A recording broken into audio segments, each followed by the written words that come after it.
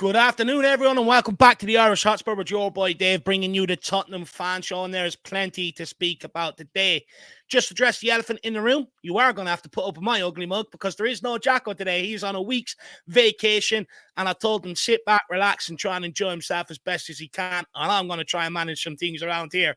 So if it goes tits up, not my fault. I'm just here to try and do the best I can. But look, on the agenda today is, of course, there was news out earlier on today, some via the Sun, and then the Athletic sort of countered it a little. Eberechi Eze has a 60 million release clause, which both Tottenham and Man City are willing to trigger. That was by the Sun, and the Athletic did put out quickly after that Man City are not in this race. So it'll be interesting to see on that. And that might, what I've seen Man City fans say online might actually corroborate with what the Athletic are saying. And they are sort of under the illusion that Man City need to sell before they bring in players. So let's wait and see what happens there. Hopefully it is just Tottenham in the race, and we do trigger that release clause as soon as the Euros are finished. And I want to know from you guys out there, do you want Eberechi Eze? I was also on We Are Tottenham TV the other night doing a late update with Benji. And a lot of fans underneath saying they prefer Doué over Eze. So let me know who you would prefer as Spurs fans at this club. And if Man City are in the race, what world does Eze pick Tottenham over Man City? For me, if Man City come in, I think there's a large chance he'll probably end up signing there guaranteed to win some trophies. He's, 26 years of age now. He's going into the prime of his career. He'll want to position himself to go and win trophies. So if Man City are in the race, it'd be interesting to see what does that mean for Jack Grealish then as well at Man City. Could be a knock-on effect, but hopefully Tottenham do get this deal over the line. This is the je ne sais quoi that we've been missing in that forward line all summer long.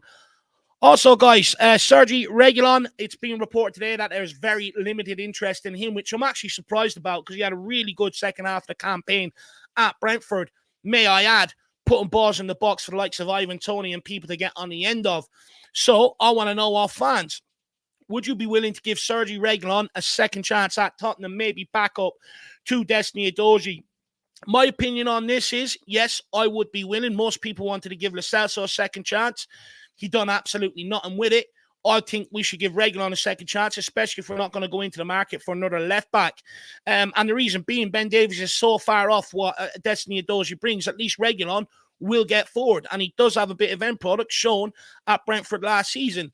So for me, if we're not going for a left back, I'd definitely be looking to give someone like Reguilon another opportunity. And if Tottenham aren't and they can't sell him, do you think Tottenham should look to pay out the rest of his contract? He's got 1 year left, similar to the Bele situation.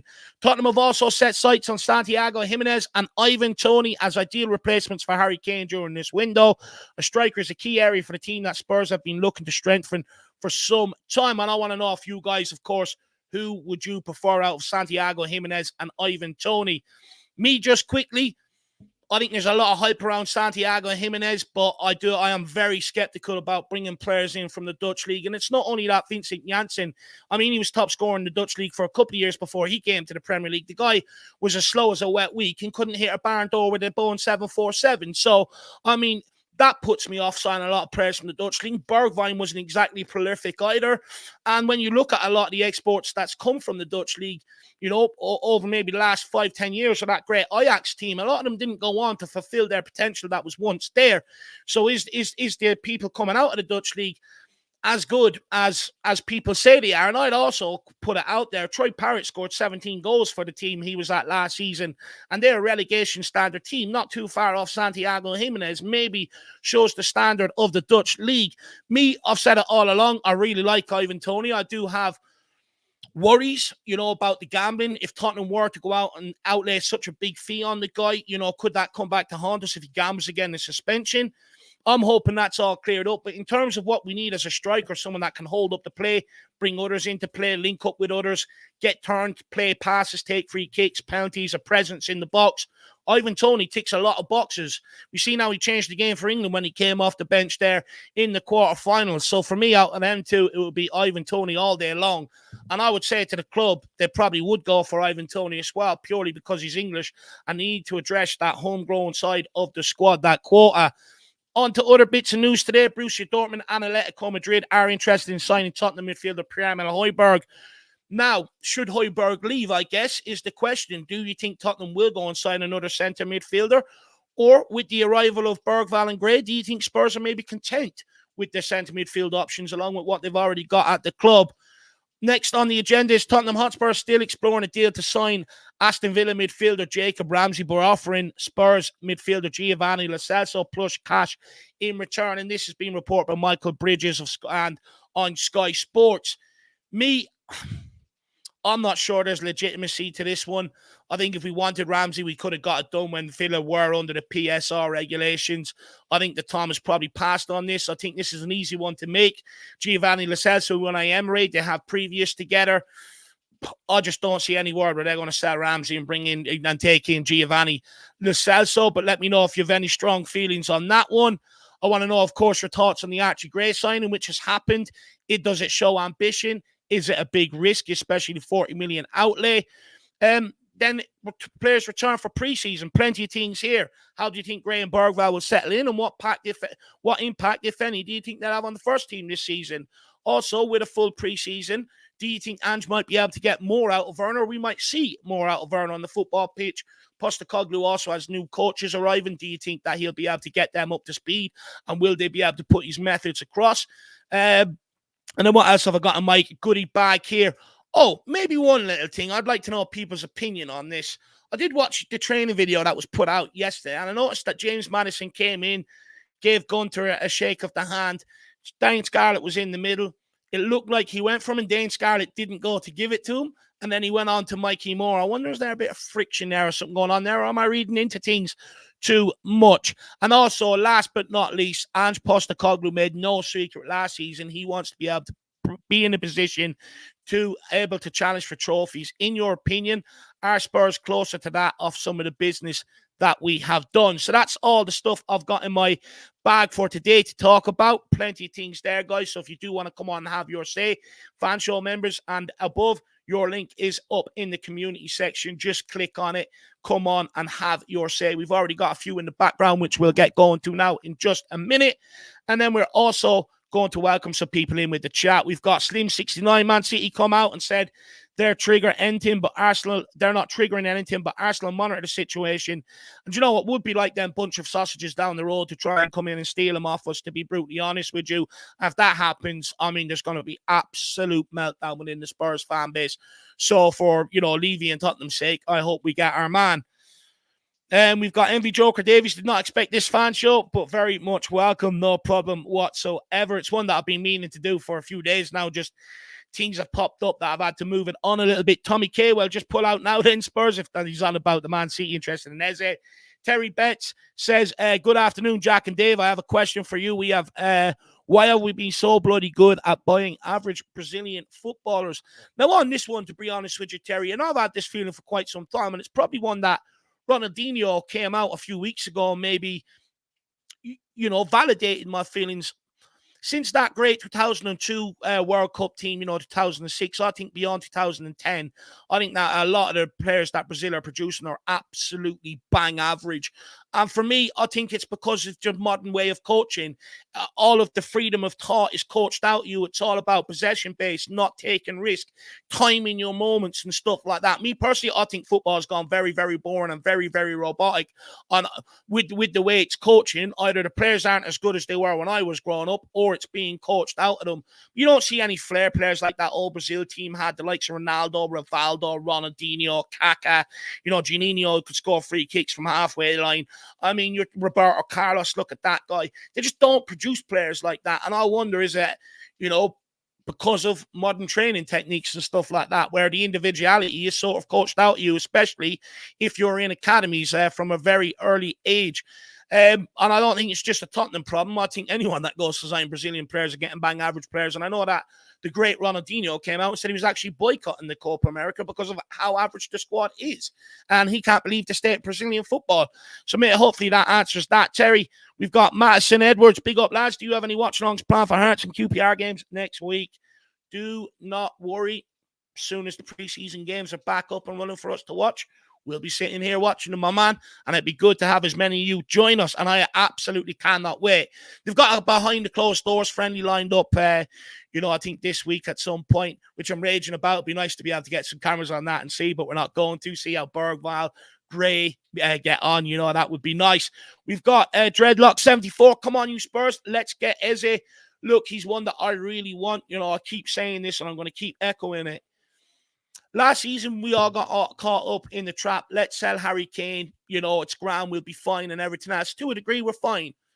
But no one could sit there and tell me they were impressed with what they saw on that forward line last season. It was mundane. It was boring. And there was a real lack of quality and cutting edge in that final third. And for me, someone like Eze gives you that.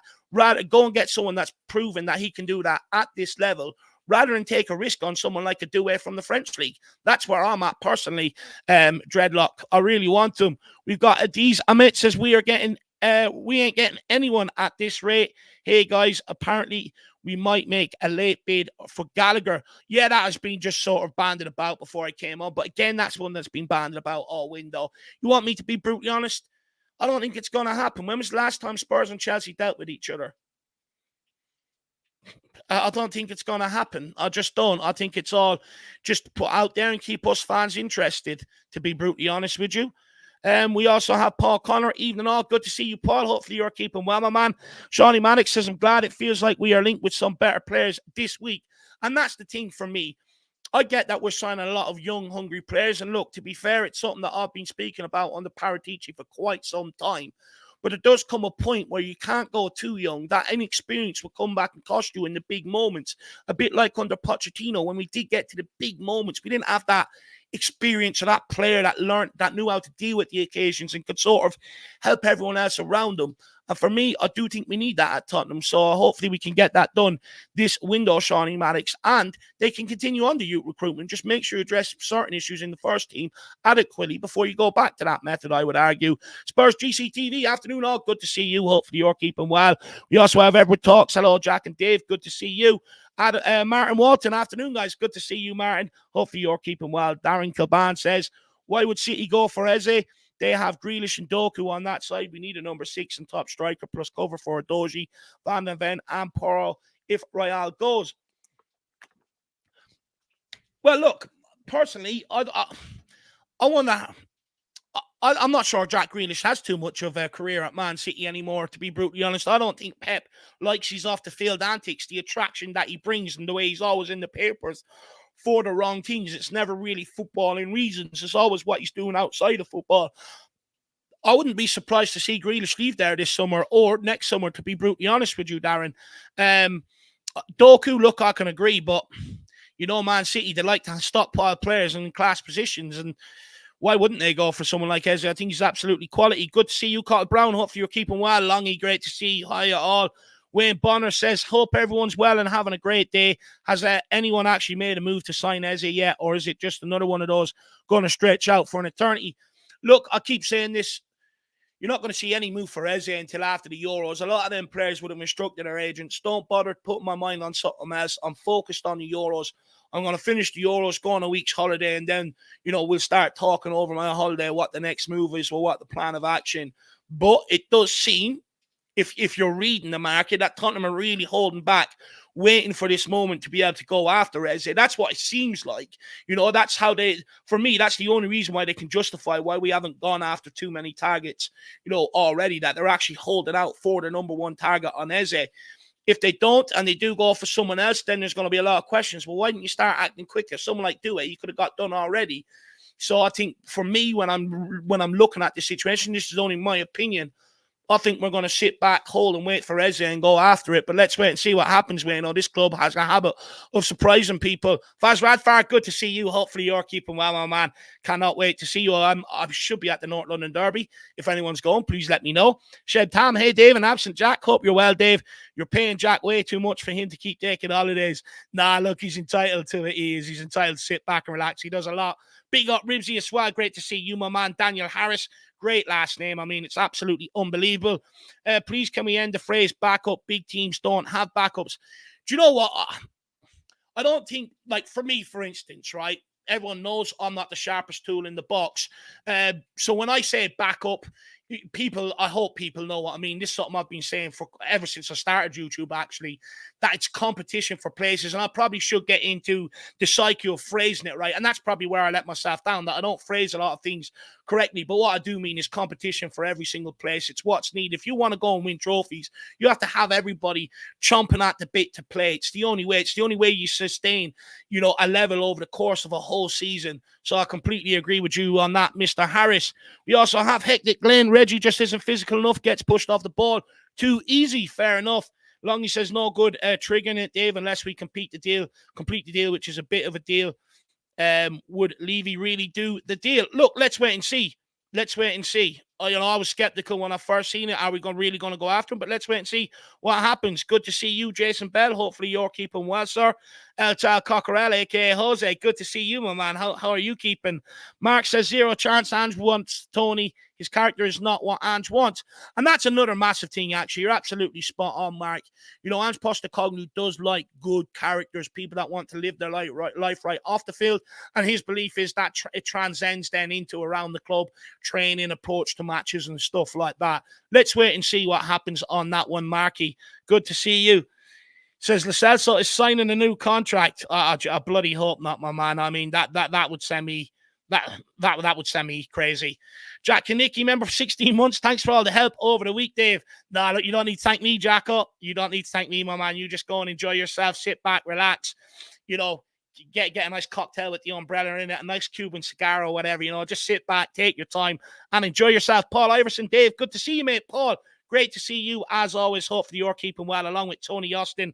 Great to see you, my man. We also have Steve Crow says pretty sure City aren't actually in for Eze.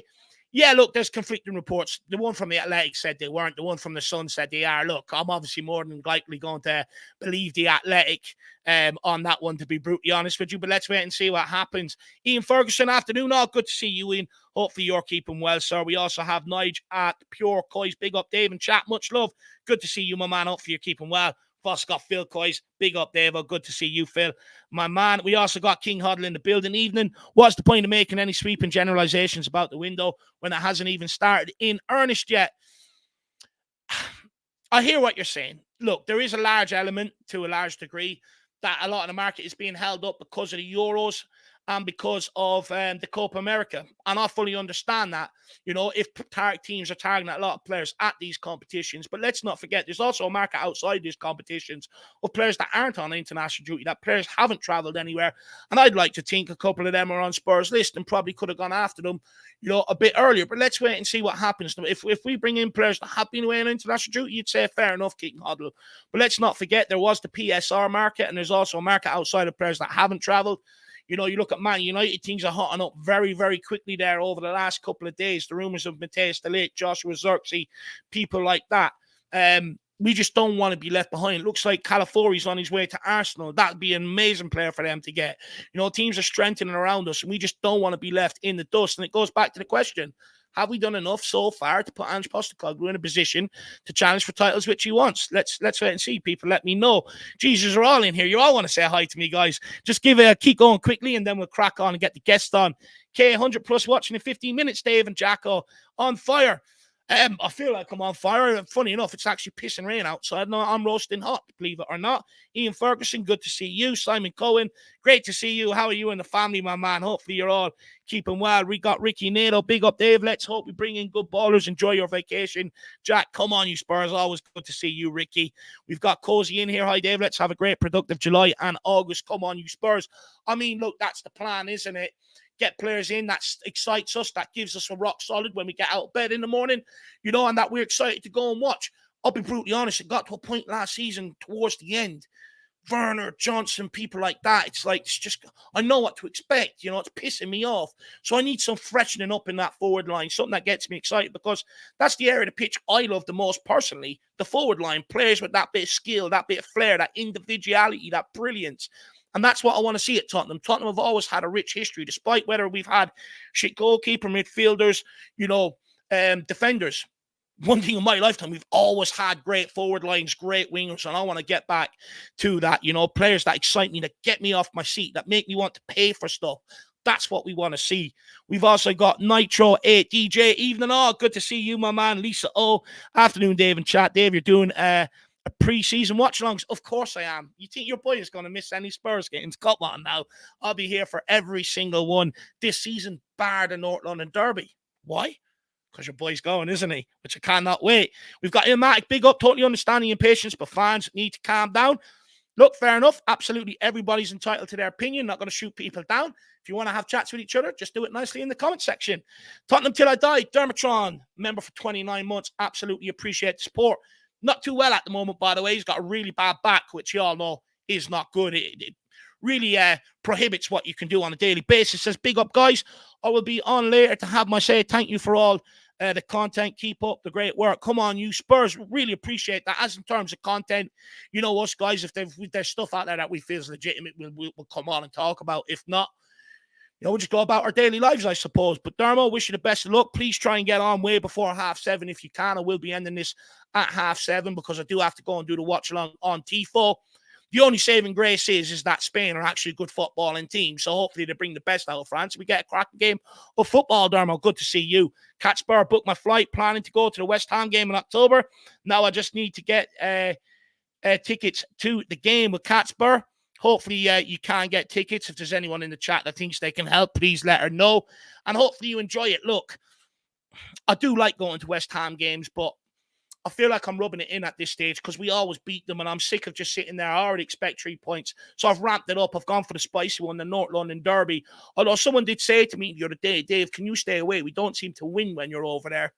Hopefully I can bring the look of the Irish with me this time, Cat Spur. We've also got Cinemar Irish. One question. Seems Napoli is on a dragon for 50 million. True or not? To be honest with you, I would say there's absolutely nothing to it. We signed the guy in January. Spurs ain't going to let him go anywhere. They're going to keep him around this club as a third centre-back option. So I would say absolutely no truth to it whatsoever. What I wouldn't write off is if his agent is sparking shit up again, and if he is, he needs to be sacked. We've also got Para Miguel Escobardo. Great to see you, my man. Hopefully you're keeping well, tuning in all the way from Nigeria. We've got Chris Waski says, love Ange, mate, winning a lot of people over. I think a lot of people outside the club got won over by his coverage on ITV. And you know what? This is one thing I said when we were going to sign him. I says he's going to win a lot of people over. He's just got that personality. You know, he says things that makes you want to follow the guy, that makes you believe in what he's doing. And for me as a fan, I think he says a lot of the right things that I want to hear from a manager. Improvements, want to challenge for trophies, improve the squad, you know, all that sort of stuff. I really like Ange Postecoglou. I got to enjoy him for 2 years at Celtic beforehand as well and followed what he was doing there. He got them to buy in very, very quickly at Celtic. Remarkable turnaround. We'll take a few more and then I do have to crack on, guys, because it's great that all you want to speak to me, but you know, I'm neglecting the people in the back end at this stage. It's hard when everyone wants a bit of love, I suppose. PH Family says, big up, Dave. Do you think it's concerning that we've not been linked to any DMs? Just seems like we are only going for 8s at the moment. I think in terms of a DM, I do understand it, but, you know, don't forget, you still got Højbjerg and Skip there. When Højbjerg goes, if Skips follows, you might see Tottenham enter the market for one, but don't forget, you've got young Tyrese Hall there that I think Ange Postecoglou, funny enough, is going to bring in around the squad this year. I think he really liked what he saw from him, and he had a good cameo off the bench at their postseason friendly. You've got Archie Gray in there now, Lucas Bergvall, along with Papa Matsar, Bentancur, Madison, Bissouma. You know, so you can't overstock that area. So it'll be interesting to see what we do.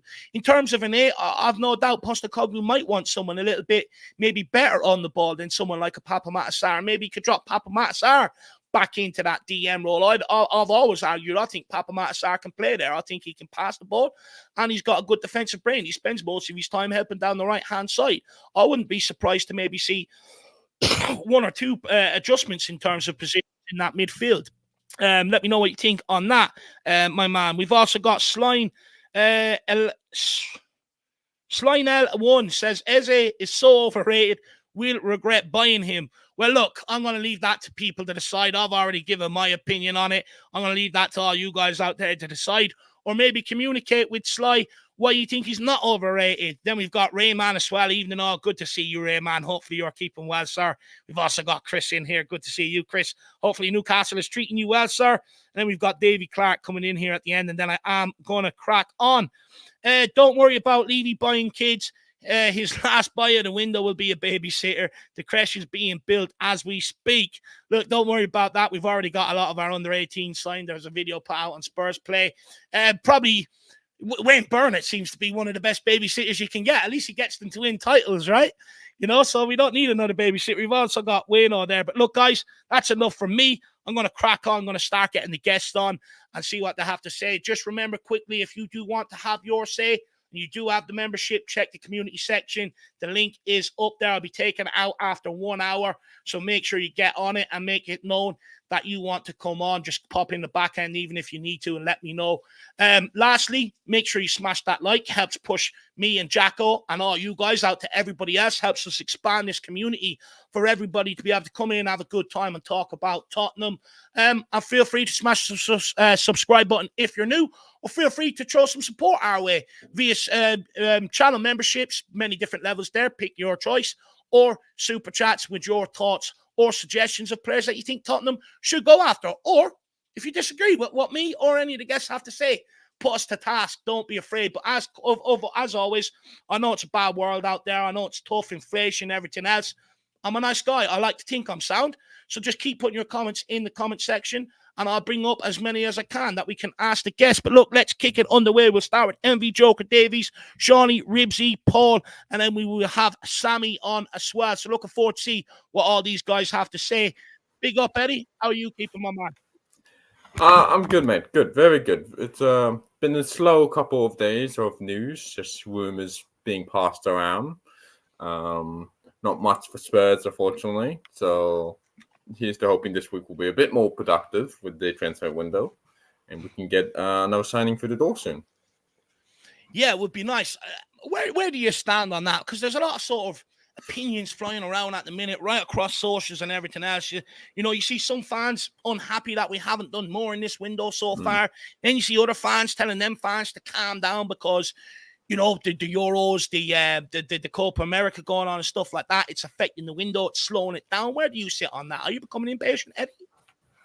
No, I'm not impatient at all. I think every fan is, of course, entitled to their own opinion. Some more right than others, but no, everyone does need to calm down a bit with us trying to rush for signings. A lot of our signings we want to do are still at the Euros, the biggest one being Eze. We can't go sign him very well with England still in. Hopefully, they get knocked out tomorrow against the Netherlands, which will hopefully speed up our process. And yeah, the other signings we want to make are not the easiest signings to do because Doué, apparently Ren is asking for like 60 million for him. I'm trying to think of other signings becoming linked with, but a lot of clubs we want to get, they're asking for quite a considerable amount for their players. And you know how Levy is. He's very tight with how his purse. So I doubt he'll go spending 60 million on Doué, even though I think he's not worth 60 million. But come on, Levy, open that purse up a bit. Before we move on to Doué and Eze, because I do want to have this conversation with you, because I'm actually surprised about some of the comments I've seen about Eze over the last week, you know, that maybe he's overrated and people want to do it. So I want to move on to that 1 second, but I do want to ask you one more thing, Eddie. Could it be that, you know, and this is something I don't see anyone talking about, that our outgoings is actually what's slowing down our market? Because we all know we have a really bad history over the last, you know, few years of getting players off the books. And the club ain't just going to keep bringing players in here, keep adding to the wage bill and stuff like that until they can find solutions for some of the other players. And don't forget, we had 6 or 7 coming back from loan and stuff like that. Do you think it could be a position that we're too slow on the outgoings? Probably. I mean, I'm not going to criticize Levy for trying to squeeze everything he can out of a player and squeeze all the money he can, especially for the likes of Emerson and Højbjerg, when I expect their worth to be around that 20 million mark. I don't know how much I'm expecting for both of them, especially with Højbjerg, who had a pretty good Euros with Denmark. He got a man of the match for one of the games against England. He got the man of the match. So I expect those they're to be a bit higher than what clubs have been throwing at us. I think the Emerson deal is really close now. I think, according to reports, they have sent out $18 million bid for Emerson, which I think is about fair for Emerson Royale, considering how he did last season. I think that's about fair, especially with how long does he have left in his contract? 2 years or Who? a year? Emerson. Oh, Emerson, 2 years. Yeah, 2 years. Yeah, 18 million for. Yeah, that's about what we paid for him. I think we paid like 21 million for him. I think it was 25, wasn't it, from Barcelona? 20 in euros anyway. 25. It was 25 euros. Yeah, and if that's 18 million pounds, we definitely have recouped quite a considerable loss on Emerson. So I think there is the outgoings that slowed us down. So we Spence, who was meant to be going to Genoa, but Genoa and the owners having a bit of financial situation that aren't paying what Levy's asking for, and I'm like, okay, that's fine, but we need to get these players off the wage bill. So at some point, Levy's going to have to either crack and give out to what people are offering, or just tear up their contracts, which I can see coming to a couple of players, especially if they're on 1 year left. It'd be interesting to see if there is any players that they're going to do that with. I think they've probably already chosen, the players like the likes of Ndombele, Sessegnon, and Tanganga to a degree. So it'd be interesting to see whether they do continue to go down this method. I think, with Reguilon, because we've set a precedent of loading them out very late in the window to Atletico Madrid, to Manchester United, then on to Brentford. I feel like clubs are just sitting back, waiting for that, and then going to look to loan him again. He's another one with 1 year left on his contract. So it'll be interesting to see what they're going to do there. I'll just take this from Reckless Madness. Big up, Al. Good to see you, my man. And then I want to get on to Due and Eze with you, Eddie. Reckless Madness, big up to see you, my man. Of course, owner of Tottenham, Team Tottenham Go. People get over and check that out. He says, Dave, great to see you. Hope you're having a great summer so far. Sending love to you and Jack of the Irish Hotspur. Come on, you Spurs. Do you know what? In a way, it's sort of been nice that it hasn't been helter-skelter sort of news every single day. It gives you a chance to recoup, regenerate, recharge the batteries. But it's also shit not having any Tottenham things to keep you occupied, So it's a lose-lose situation, to be brutally honest with you, Al. But we'll make the best of it as we do. Hopefully you're enjoying your summer out there in America. Probably a lot more things for you to do around there than there is over here in a little old island, my man. But let's wait and see if anything pops up. Good thing is preseason starts back in a couple of weeks' time, or maybe next week. QPR, Hearts, and then out to the tour. So things should ramp up, and hopefully signings ramp up, because I know Ange Postecoglou did say he wouldn't mind seeing some signings in the door before the preseason tour. So hopefully that happens. Big up, Al. Good to see you, and really do appreciate the support, brother. And then Pharaoh27, big up, guys. What's your opinion on rumours regarding Jacob Ramsey? Is he plan B to Gallagher? I mean, look, we'll ask you this, and then we'll get back to the Eze and Due one. Eddie, Pharaoh, look, I don't think Spurs are going to sign Jacob Ramsey plus Gallagher. I don't think it's going to happen. But these are two names that have been there all window long. Where do you stand on this? Because for me, Ramsey is one we could have got done already. If Aston Villa had the PSR problems, he didn't go to any Euros, so could have got that one done. Gallagher may be a bit different because he is at the Euros, and rumours did come out that maybe we're going to trigger a bid for him. Where do you stand on either of these? Would you take any of these at Tottenham Hotspur?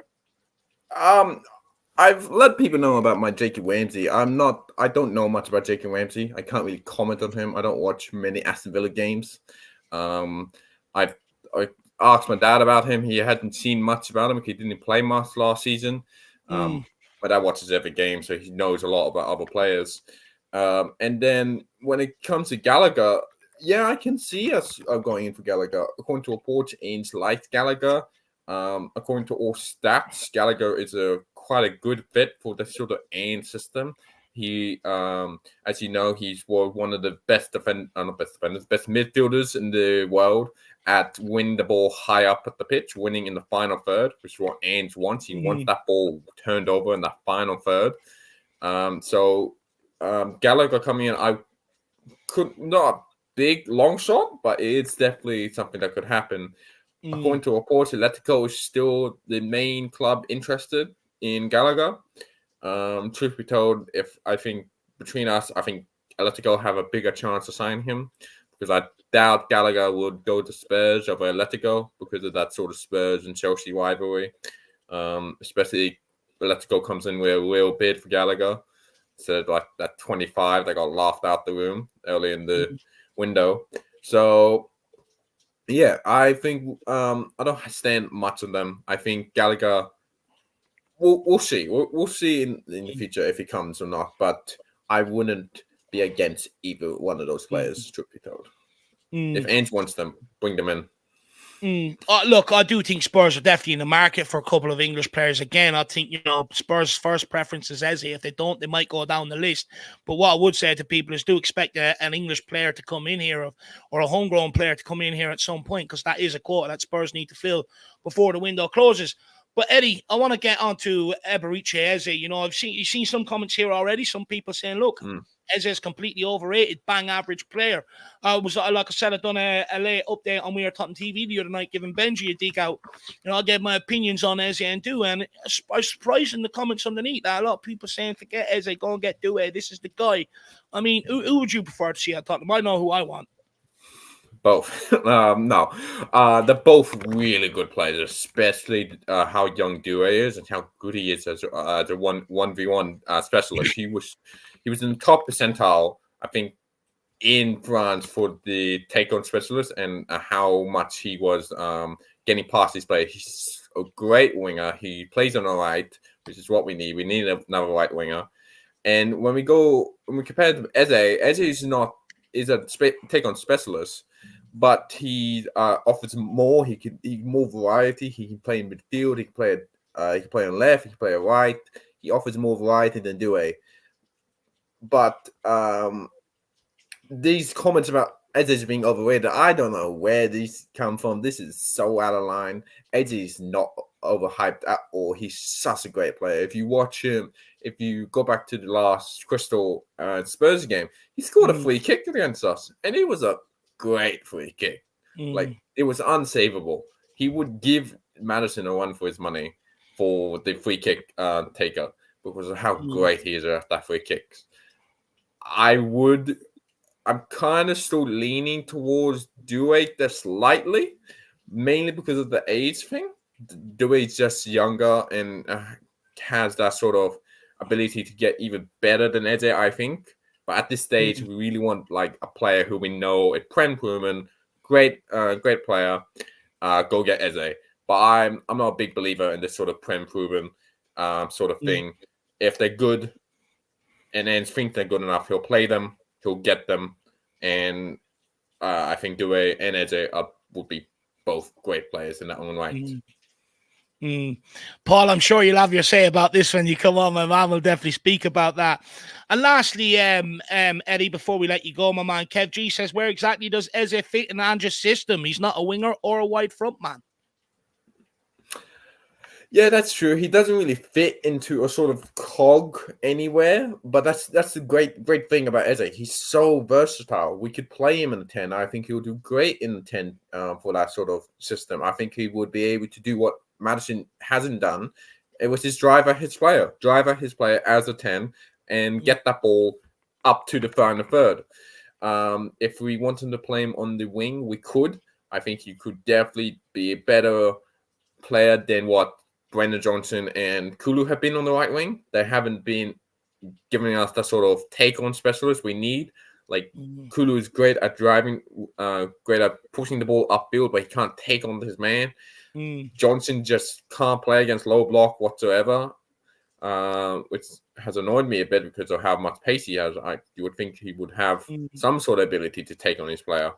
But I think Ange would see him working anywhere. Truth be told, in his system, he could even play him in the 6 if he really wanted to with his passing range. But I don't know. That's a bit of a stretch, Eddie. No, in all seriousness, I could see as a fitting pretty much anywhere in the sort of system that Ange wants from him. Do you know what, Kev G? I think Eddie hits the nail on the head there. We want someone that's exciting, that can beat his man, take a player out of the game, create space and opportunity for others. And I think that's what Eze would bring. Look, personally, I think he's good enough to play through the middle as a cam, put James Maddison under great pressure, which wouldn't be any harm after the season he had last season. I feel like he came back, in the second half of the season after injury, probably too assured about his position in the team. And, for me, I think putting him under, lighting a fire under his ass would probably do him the world of good, and obviously Spurs the world of good. And I think he's good enough to play out left or out right as well. Under Crystal Palace, under Ollie Glasner, I'm pretty sure he played off the wing against us at our place, towards the end of last season. So that's what I'm just more looking for. A player that can beat his man, that you can give the ball to, and he can go and make something happen. With Johnson and Werner, I've said it so many times, if you don't have a 6 in there that has a great passing range, that can put them balls under the top, they become useless. Absolutely useless. There's no point in building up through the final third and then getting out wide to a Johnson or a Werner when they can't do anything, whenever all the space is tight and collapsed. And that's why I think we need that point of difference, Kev G. Let me know your thoughts on that, my man. But Eddie, big yourself up. I know it's been a very tough day for you, so everybody, please, put a joke or something in the chat to cheer Eddie up here. He's had a very, very tough day. And I thank you for your time, sir. And I'm sure I'll see you over on T4 for the watch-along. Oh, yes, you will. It's going to be a great game. Hopefully Spain can teach the French how to play a good game of football. That would be nice. I'm hoping that they draw France out and make it an entertaining game. But Eddie, you go and get some dinner. Actually, no, it's a morning for you. You go and get some breakfast, and I'll speak to you again in a little while, my man. Speak to you later. Have a good day, my man. Bye-bye. And I'm serious, everyone. Eddie's had a really tough day, so please put something in the chat there to cheer him up, whether it's a joke or something like that. Let's try and uplift people around here. That's what we're trying to do. But let's keep it moving. And the next guest we have on is the one and only, the great Shawnee Maddox. Let's get him in. Shawnee, how are you, sir? I'm doing well. Again, I'm also kind of buzzing for that Spain game. Again, I've been rooting for them all tournament, and again, I think they're the best team that's left in the tournament. But you never know. I feel like France always comes through to ruin my dreams, whether it's knocking out a team I want in the tournament or sending us an Nkudu. And you also have a Spain jersey on the way as well, which is absolute epic shithousery. So hopefully that comes before the game. Just quickly, big up Scotty Hynam. Good to see you. And also big up Scare Veer Trust says, hello, Dave. What do you guys prefer, Neto, Eze, and Ivan Toney, or Neto, Eze, or Due? I'd take any of them. For me, Eze and Ivan Toney for sure. I don't really want someone like Pedro Neto. Don't get me wrong, I think he's a fantastic player and he's great for Wolves when he's not injured, but he comes with a long injury list. Can't afford to take any more players that are carrying injuries as long as he does. I think if you bring him in, it's probably under the gamble that maybe he's over them, but it's a huge risk at the 45 million that Wolves are asking for him. Scare Veer Trust, but good to see you and really appreciate the question. We'll start with this actually, Shawnee, to you, Phil Coyes. Do you ever see Ange changing 3 centre-backs with Virgil van Dijk, Romero, and Dragusin? There's a great mix of qualities, head and pace, and with a ball-playing centre-back in Romero, also with our quality wing-backs. Now, this is something I've seen a lot on social media the last little while, Shawnee, or ever since they've seen Dragusin play for Romero, or for Romania, actually. A lot of people calling for maybe Ange to sort of find a system to get them in. Do you think he might switch to a 3 at the back? I'll call it a 5 at the back, personally. Do you think he'll make that switch? I don't think so. I think he spent a whole season trying to get him used to the current system. Again, I think changing it, at least in like the long term, I could see that maybe you have a game or two. Maybe you're playing at late stage European or in a European competition, and you're trying to kind of match up or solve some specific problem where you're slotting him in. But again, I don't see that as a long term. I mean, realistically, if for some reason you want to get all 3 of them on the field, I would just move Romero into that DM, let him anchor that midfield because he goes that far up the field half the time anyways. And again, I think that could be an interesting strategy if you're trying to grind out a kind of late result. You bring on the extra center back, but instead of closing shop with 3 at the back. You just put Romero in the midfield and tell him, shut anyone coming close down, let Romero loose. And I feel like that's a more effective in-line way to kind of manage getting in there. And again, we have so many games, so many competitions. We're bound to have plenty of time for Dragusin to play. Again, because I think what we'll probably see is either Dorrington or Ashley Phillips pairing with Dragusin in some of the games. Do you know where I sit on this, Shawnee? A couple of things. I get why people are asking for the 3 at the back, because we've got a lot better defenders than what we did under, say, Antonio Conte. And, you know, I can understand that to a large degree. However, I don't like the 5 at the back or the 3 at the back, whatever people want to call it. I do not like it whatsoever. I think it's way too defensive, especially out of possession. I think it's very hard to get pressure on the ball and go and turn it over with really any sort of zealous. And I think it might be a bit counterproductive to Ange in that degree. Secondly, I completely agree with Shawnee in terms of there's no rush. There's no need to rush to get them all in.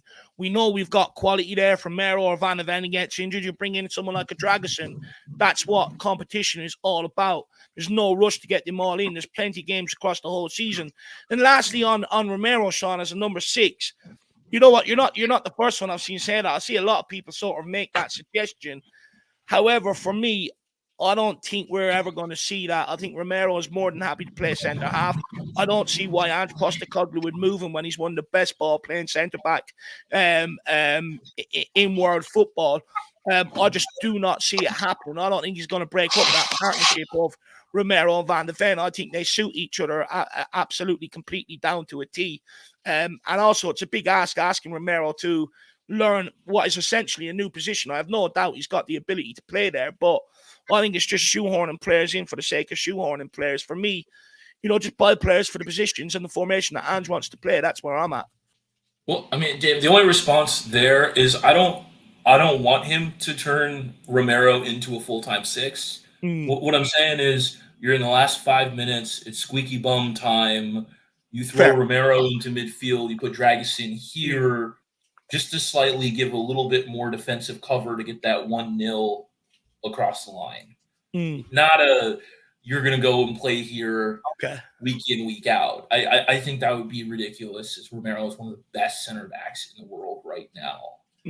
So we're not converting him permanently to a 6. It's more of a, if you were trying to get an extra center back on the field, I think it's a more progressive kind of way that still utilizes some of Romero's skill sets, just to push him a little further up the field and say, go attack that ball.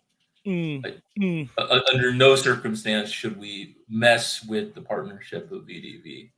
And do you know what? I hear you to a large degree, but again, I just feel like he doesn't need that permission, you know, to play at CDM to get further up the field. We've seen that guy; he's been up on the opposition's box at times. Well, no, it's just you want that extra guy back for when he pushes forward. If you're kind of trying to add a little more defensive solidity for a 5-minute period. Hoddle, no, I'm not supporting England until they play better football and sack Southgate. Fair. Shawnee, where are you at with the transfer window right now? You know, do you think Spurs have more business to come, big business? Do you think we'll be underwhelmed by some of the players we might end up pursuing? Where are you at with the window right now? Frustrated? I think I'm content with it having kind of just the window started and the Euros and kind of Copa America still ongoing. Again, if we were to end the window tomorrow, I would be pissed off. As again, I still think we haven't addressed the striker issue. Because again, it's kind of, even if we believe that Richie is potentially the guy, we need a guy for when Richie gets injured, because he gets injured every season, and then we have no one at striker, and we end up with the miserable 6 weeks that we had in like February to April. So I think we need to cut cover a lot of those. Again, I think striker is still a priority position. I think another winger that fits kind of that dribbling, more attacking mentality would help a lot in terms of being able to fully kind of implement the system and better use kind of the attack. Next question I have for you on that one, on that, Shawnee, is Bergvall and Archie Gray, two players that seem to be dominating a lot of social media space at the minute. Fans very, very excited to see these guys. What sort of impact do you think they're going to have at Tottenham Hotspur? We need to, remember that they're only 18 years of age, both of them. They're young lads. I mean, what sort of impact do you think they're going to have over the course of the season? And again, I find it weird that there's so much hype about them because no one wants to give our own players an opportunity. I mean, where do you stand on that, actually? I think that in terms of kind of the quality of those deals, I think they were just too good to pass up.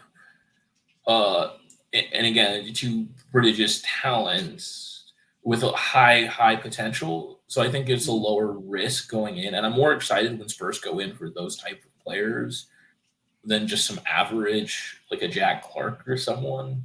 So again, I think the caliber is a lot higher than some of the random youngsters we've brought in previously.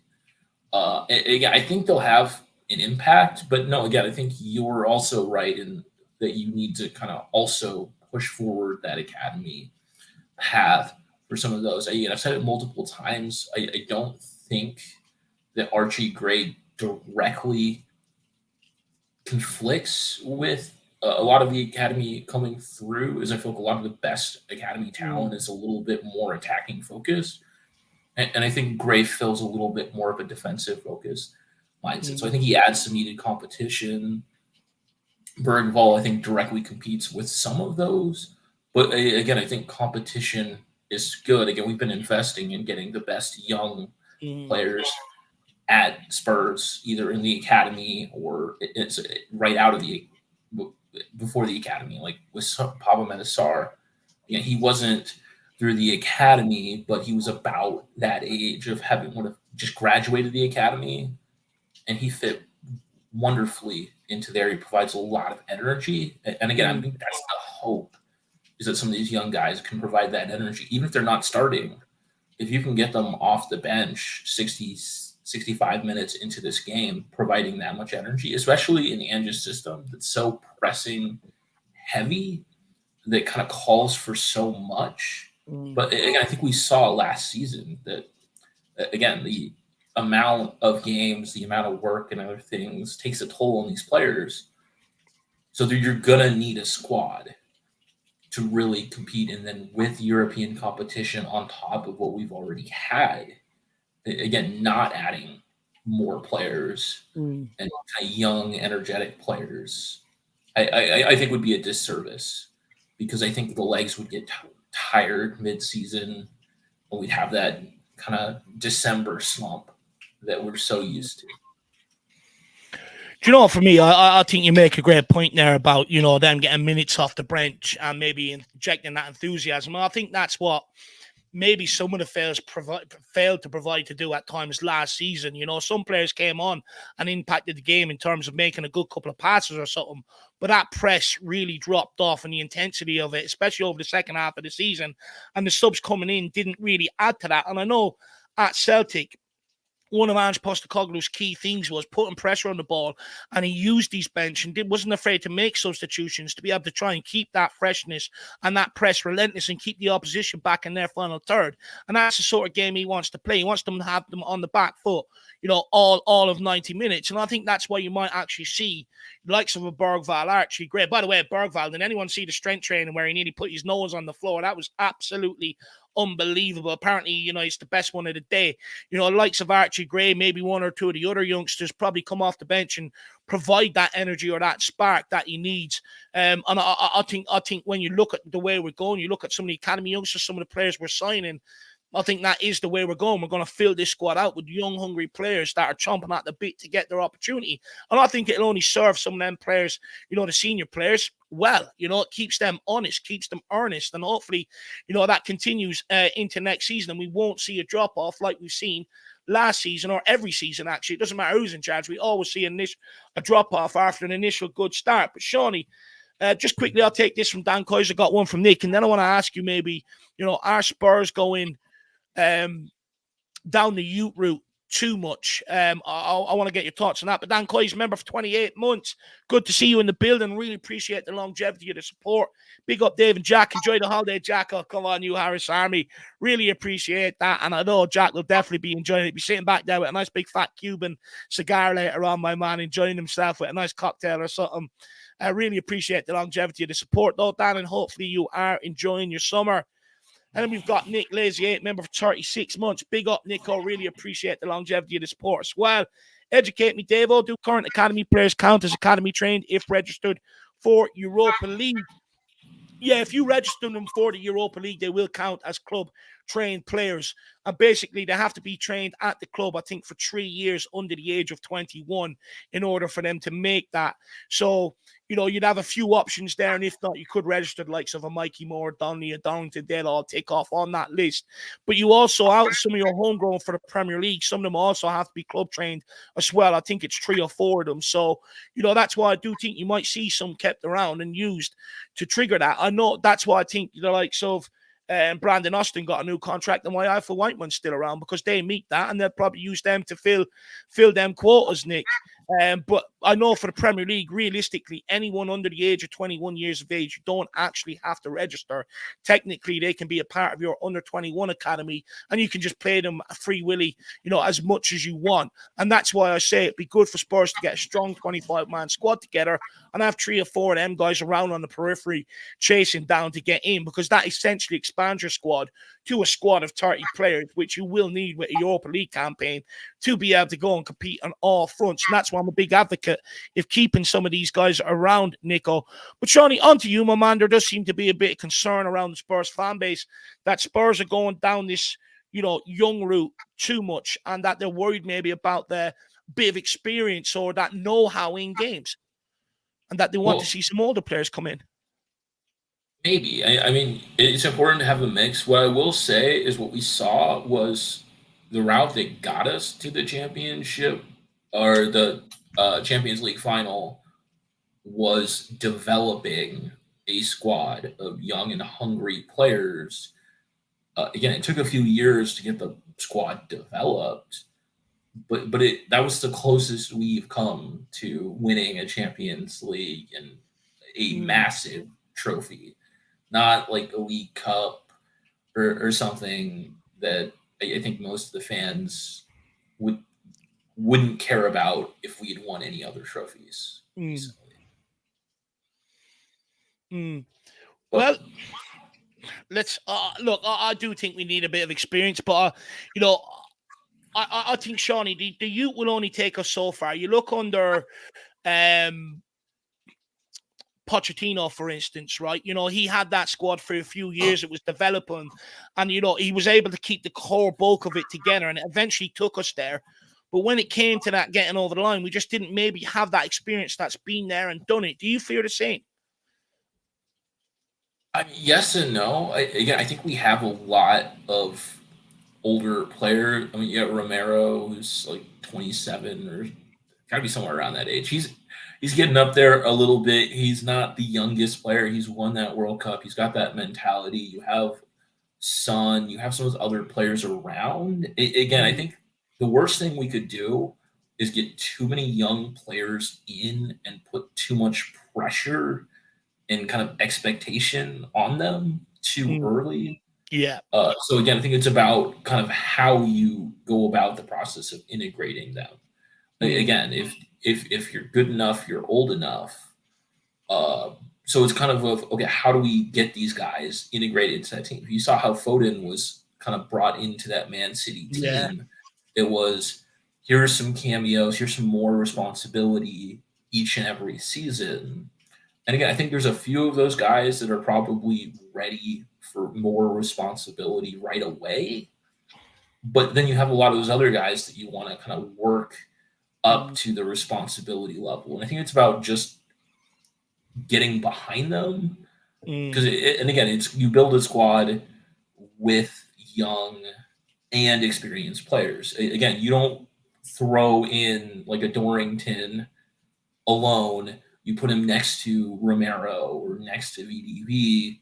So he has so you have some experienced head to kind of keep control. Again, like in the midfield, I wouldn't put all three midfielders as youngsters. Yeah. But if you put one or two in alongside like a Bentancur or a Madison, a veteran who can kind of lead by example, then I think you're solving that problem. Again, it's about kind of making sure that you have players with the experience sprinkled throughout the field that can support the inexperienced players. But again, if you don't play the inexperienced players, they can't develop and get any experience. So, and again, I think Ange knows that. And I hope this is the season that we start to see the shift. Again, I don't think Levy is going to be there interrupting, saying, don't play this young player, because he's the one who's been spending all of that money on kind of the improvements to the academy. So I have to believe that's part of the long-term plan of the club. It could, because of significant investment. So it almost feels like it'll be the opposite, and Levy will be in there being like, hey, why aren't you playing Mikey more often? So again, I think that we're starting to see some of the kind of priorities of the club shift behind the scenes. And I'm hoping that we now start to see the fruition of that going forward.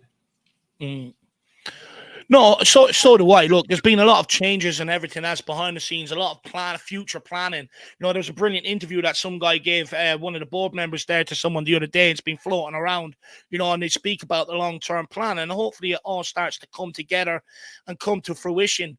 And look, you know, let's hope some of the youngsters that we've been following all last season, Shawnee, will, you know, get some opportunities this season. I think it'll make this Tottenham squad that bit more exciting. I also think it'll buy Ange Postecoglou a bit more time as well, personally. And that's, I think, why Pochettino got so much time on the job, because he went to the academy. You know, he wasn't afraid to go, okay, you lazy shit, you don't want to do it, no problem. Go and train with the reserves. Academy, come on up, I'll give you game time. I think Ange Postecoglou is maybe trying to approach it a bit differently. I think he values having probably a settled squad, and then players that say that are on the periphery of the squad, he trusts to be able to put them out there in a cup game and give their all, and probably blend a few youngsters in and around that. I'd say that's what I'd expect to see happen. But Shawnee, great conversation. I always enjoy chatting to you, my man. And I'll let you go off, get some food, and I'll see you for Spain, France. Yeah, no, definitely. Again, just need Postman to show up ahead of the game, or at least ahead of halftime. I'll be on there. Good. Come on, you Spurs. Come on, France. Come on, the Blues. See you soon, Shawnee. Shawnee's an absolute Spain advocate. Absolutely loves them. Just quickly, Eddie, who do you think might break into the first team squad from the under-21s? I actually done a video about it not so long ago. If you want to go and check it out, Eddie, I'd say one of my best yet. But look, I'll leave that up to the people to decide.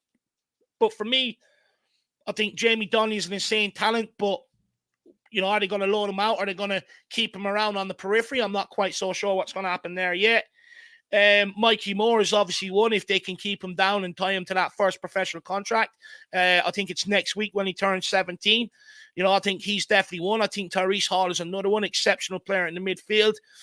Dorrington, Postecoglou said last season he was very happy with what he's seen from Postecoglou in training before the hamstring injury, and Phillips was loaned out that January ahead of Alfie Dorrington before he got that hamstring injury. So does that tell you maybe who's in the pecking order there? The only thing with Dorrington is he is coming back from a hamstring surgery.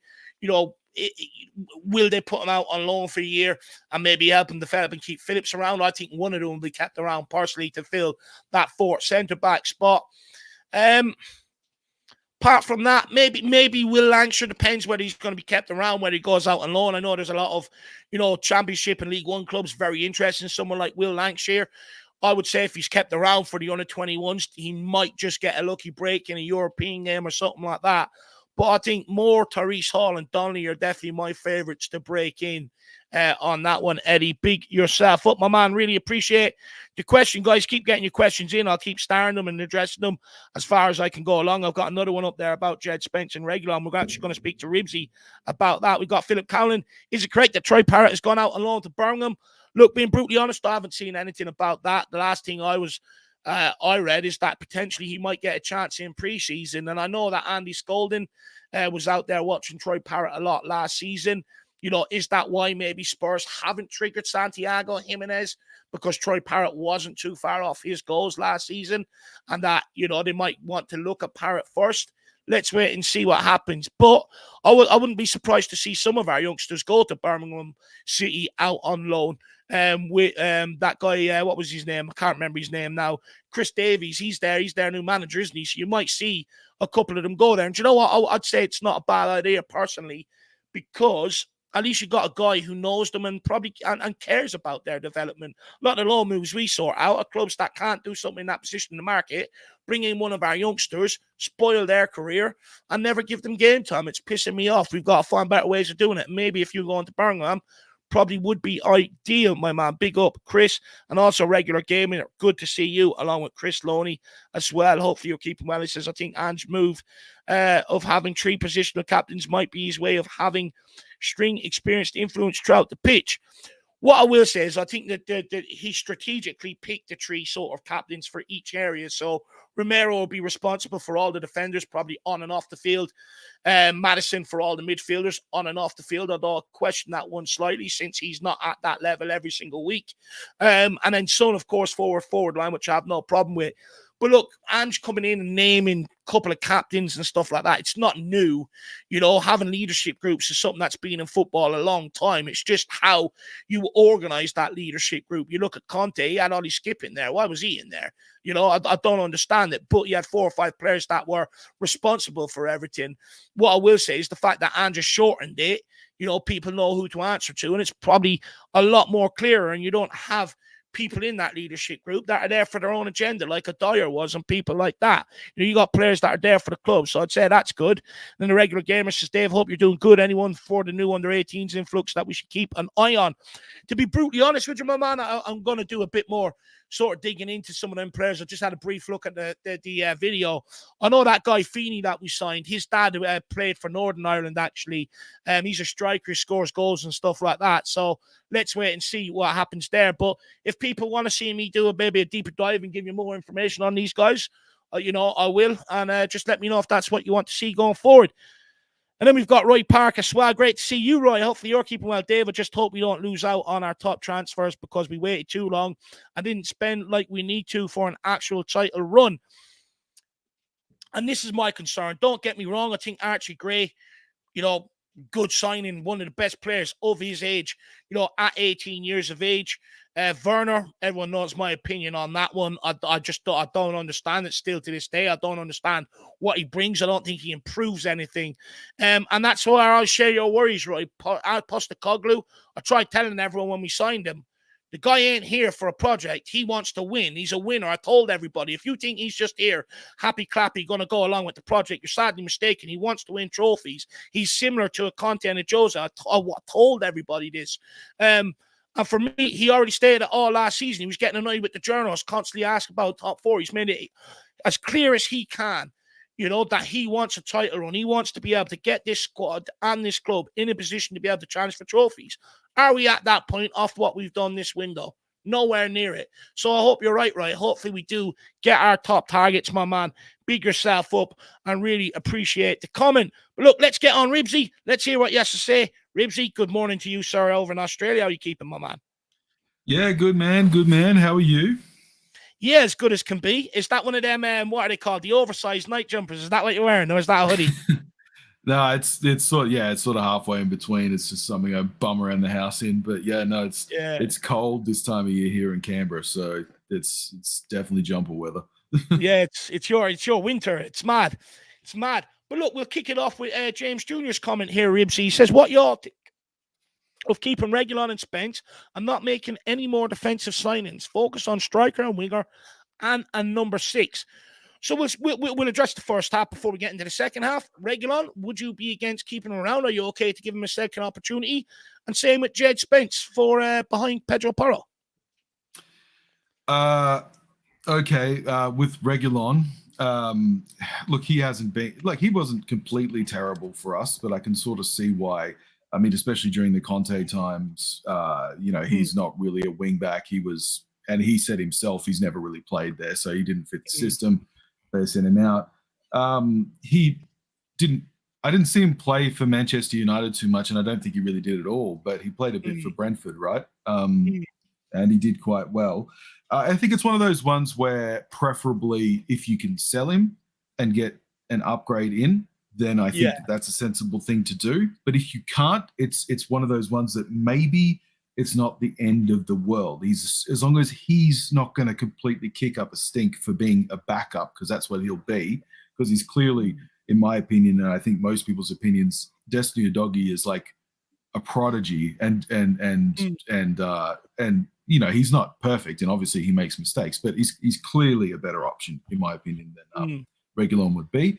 But Reguilon's he's a serviceable player. He's a Premier League level player. Fine, as far as backups goes, we could do a lot worse. So that one I'm indifferent on. I would prefer, now that he's been away from the club and then just putting him back into the culture of the club, that I'm not expecting there to be major issues with him, because he seems like pretty chill guy, to be perfectly honest. But if there are issues, then that's where it can come from, when someone's been sent away and they come back and they feel like maybe they're not wanted. So that could be a potential issue. But apart from that, why not with Reguilon?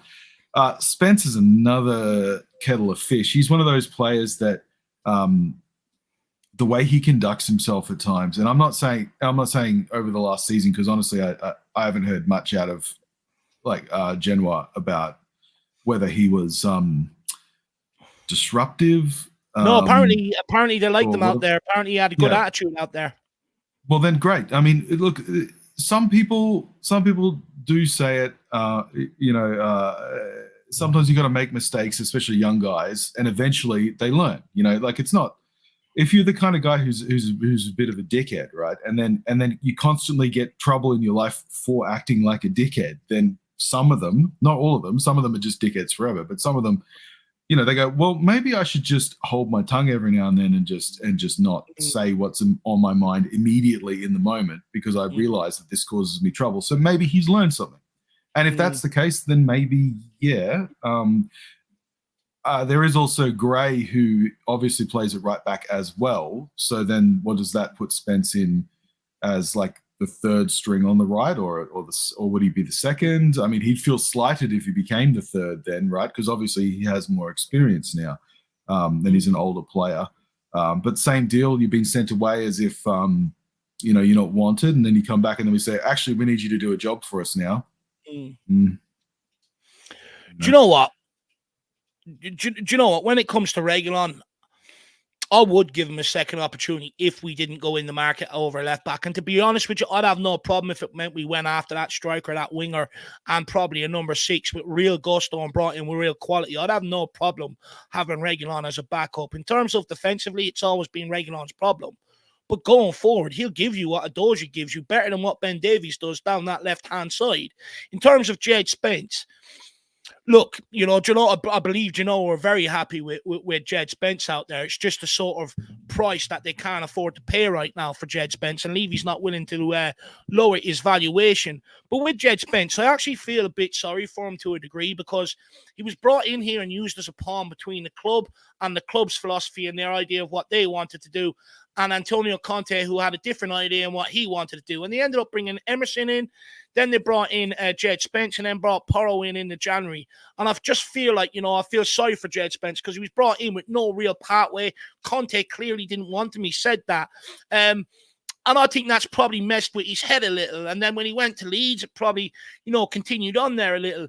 And look, I do believe in second chances, giving people a second chance. However, I believe from what I remember, if I'm correct, from reading last season, Postecoglou wasn't happy with his attitude. Apparently, he was turning up late and stuff like that. And one thing we know, Postecoglou wants good characters. He wants people that do the right things. You know, the way he sees it, they're paid fortunes. All you got to do is turn up on time and give it your all. You know, and if you're not going to do that, you're not going to be a part of his plans. And I just fear that maybe Jed Spence is already probably alienated himself from Ange Postecoglou's thinking. However, again, you know, from what I've seen at Forest of Jed Spence, I think he could offer you similar to what Adoji does down the other side. But then, you know, when he does play, you miss that ability of Pearl and that crossing ability and stuff like that, which is absolutely huge for us going forward, especially with the shit forward line we have, because he's one of our most creative players in the team. So it's hard to know, but I think Jed Spence is probably one that will be gone. And I'm saying I think Reguilon probably gone anyway as well, because he's only 1 year left on his deal. But look, let's wait and see. But I mean, Ribsy, do you want to talk about striker, winger, number 6? I mean, there's plenty of other transfer news out there. Where do you want to go with this, my man? Oh man, I mean, I feel like we've been talking about strikers since the day the season, well, before the season even ended last season, right? So, where are we at with it? Like, I'm actually curious in your opinion on where we're at with that, because it feels like we've talked about a couple of different strikers. There's been mostly fan and low level, you know, talk about like every striker in Europe, basically. And from the club, have we heard anything at all that's like, yeah, we're looking at this guy who's actually, you know, a striker, or is it just people like Eze and stuff who sort of? Look, from what I understand, you know, a lot, like with the rumors with strikers, there's no real, like, you know, it's all interest, you know, and they're not the rumors that were there all season long. Part of me thinks it's easy to do because, of course, we need to replace Harry Kane. We haven't done that yet, and it's an easy link to make over the course of days, especially when it's quiet days, you know, just to bring out a Jimenez, a Tony, because from the outside looking in, yes, it's obvious that Tottenham need a striker. However, where my thoughts come into it, are we really going to go after a striker with any gusto? And I've said this at the start of some, I'm not convinced, because the money it's going to take to be able to replace Kane with someone at a very decent level. We paid 60 million for Richarlison, for God's sake. So anyone that's better than that is going to be a lot more. We've already spent the Kane money on the likes of Maddison and then Brennan Johnson when he came in. When we sold Kane, we had a chance to bring in a striker. We didn't. We brought in Brennan Johnson and we shoehorned Son up there. And when you also look at a lot of the options we got, Kulu, who I was saying all last season, give him a go up front. He's not a Cam. I need to have a word with Kulu, actually, because he needs to stop parroting, I'm a Cam. I'll tell him where he is. He's a striker. He scored 2 goals at the end of the season against Sheffield United. You know, up front, played well. Very Harry Kane-esque. One touch, bang, holding players off with his strength. His son was shoehorned in there. Let's not forget, you've got Dane Scarlett, Troy Parrott, and then Aleo Vlies all around this summer. Now, of course, we're not going to carry 6 strikers into next season, but my bet is, you know, I think they'll look to go after Eze and people like that first. And I'm just not convinced we're going to bring in a Tony or a Jimenez. I don't think we're going to bring in a striker. I think they'll go with Richarlison. You know, that a lot of the rumors around him have completely quieted down. He's also said he's staying in England, so he's probably telling us I'm the guy next season. And I think the next out of that will either be Kulu or Son put up top, with one of Lee's, Parrott or Scarlett being kept around as a third option over the course of a season. That's what I feel like is going to happen, but that's only my opinion. I mean, what's your thoughts on that? Yeah, no, I agree. I just don't see us finding that perfect guy who's like a number 9 and that's all he does. And because we've had a fair, I mean, and Levy and the recruitment staff have had a fair amount of success with getting these guys in who are a more versatile attacker who can play up top. I think to them, when they look at the value, especially what you pay for an out-and-out number 9 in the market at the moment, because apparently none of them really exist anymore. They're all these sort of combination versatile attackers that and if you look at spending the kind of money you need to on a number 9 to get a guy who can do the job, when you're like, or I can get this, I can pay the same amount or less and get this guy who can also do a job for me out wide if I need to, or in, you know, in number 10 or whatever, then it just seems like, in terms of like the value for money for the club, it seems like it makes more sense for them. That's not my opinion, though. That I would much prefer to have a proper number 9, and I think that we've really done ourselves a disservice by allowing ourselves to get into a position where we don't have one at the moment. Yeah. But now that we're there, I can see the value in both options, and you're right. Richarlison obviously is ready and raring to go. What is it, season number 3 now for him? So, look, how do you think Richarlison's going to get on this season? Because for me, I don't subscribe that Richarlison is useless as many people make him out to be. I think, in terms of a striker, I'm going to say it, I think he's a better suit up front in terms of all-around game than what Sonny is. Sonny done great last season doing a job for us, but he's not a natural striker, and he lacked a lot of the build-up play, the back-to-goal, being able to hold the ball up, play others in. He lacked a lot of that. Let me ask you, how do you think Richarlison is going to get on this season, Ribsy? Because for the likes of me and Jack, who don't mind Richarlison, don't get me wrong, I've always said you need to bring someone else in better than him to, bring him along with you. But he's too injury prone. He carries a lot of injuries, and his availability last season, the season before, is ultimately, what's killing his goal output, and why fans don't want him at this club anymore. How do you think he's going to get on this season? Yeah, I mean, I don't hate the guy either. I think that there's a certain expectation that comes with when you buy a player of that age that costs that much money. You're expecting a ready-made player to some degree. And I don't think he was quite the player that a lot of people were expecting when he came in that last half season he had at Everton before we picked him up. I mean, I don't think it was a bad buy based on that performance. But then it's always a gamble saying, oh, this guy's in good form, we should buy him. It's like, yeah, well. But then again, Everton reckon we ripped them off with the price we paid anyway, so no one was happy out of that deal, really. Yeah. But yeah, look, how do I think he'll go? Look, he had parts of last season that were really good. Like he went from everything from completely out of form, looked like he was miserable, to playing really well. And sometimes when he's playing really well, there's a weird sort of intangible aspect to his game, which is mostly about his ability to press in a really efficient way, and he's quite I wouldn't say he's sort of aggressive or rough, but he isn't soft either. But there's something about his play that when he's in form, he looks as though he's really affecting the opposition around him. He's not a bad player. I don't dislike Richarlison. I just think that maybe it wasn't the best buy. But now that he's here, I mean, what can you do? I mean, if he's ready and raring to go, he's one of the more expensive players at our club. I mean, we got to either sell him or go with him. I mean, that's it. I mean, that's and if he doesn't want to be sold and he wants to play, I mean, we gave the man a contract. That's the way this works. Either we can sit him on the bench or we could play him. So I think that if he's keen to go, and obviously he's got seniority over a lot of players at the club now, I think that you start the season with patting him on the back and saying, yeah, mate, this is your season. Let's go. Let's see what happens. And, and until he proves that that's not the case, then we should give the benefit of the doubt. Because, he's had plenty of great games last season, for sure. Look, the games that he played in, I thought he actually done well. We just want to see more of it. We want to see him double up in that regard. And hopefully, the guy can. But look, I do worry. I think it's a huge gamble going in with only Richarlison and hoping that Kulu or Son can come in and make up the rest. I would like to see us bring in another one to challenge him. But look, let's wait and see. But Ribsy, really enjoyed that conversation. Great talking to you as always, my man. And I better let you go. And hopefully I'll see you over on the watch along. Absolutely. I'll be there. See you later. Big up, Ribsy. You go and enjoy. Have a breakfast for champions, and I'll see you soon. When you Spurs. Let me know what's on the breakfast, by the way. Have a good one. We'll do it later.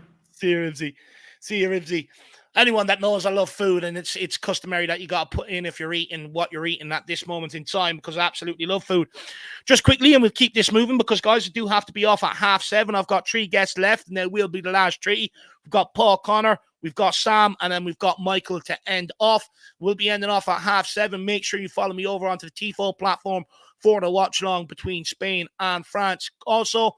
before we keep cracking on, guys, if you keep smashing that like button, that subscribe button, share it out, that'll be absolutely awesome. And why not, if you want to support us, grab a channel membership, send in a super chat with your thoughts or stuff like that. Every little does help any of the Spurs content creators out there. So, show the love if you want to. Just take this quickly from Daniel Harris. Now, Daniel Harris, I'm completely on your way of thinking. You know this. He says, why do we always end up talking about possibly keeping crap, Deadwood players, Reggie's crap, and Spencer's crap? We need better. We're so sentimental in this fan base. Now, look, I'm 100% on your way of thinking. Anyone that can check, go back to when I first started YouTube. I said this about the likes of Aurier, Winks, Dyer, Davies. There's so many people, Sanchez, loads of them. I've been on about it for years. I'm of your way of thinking.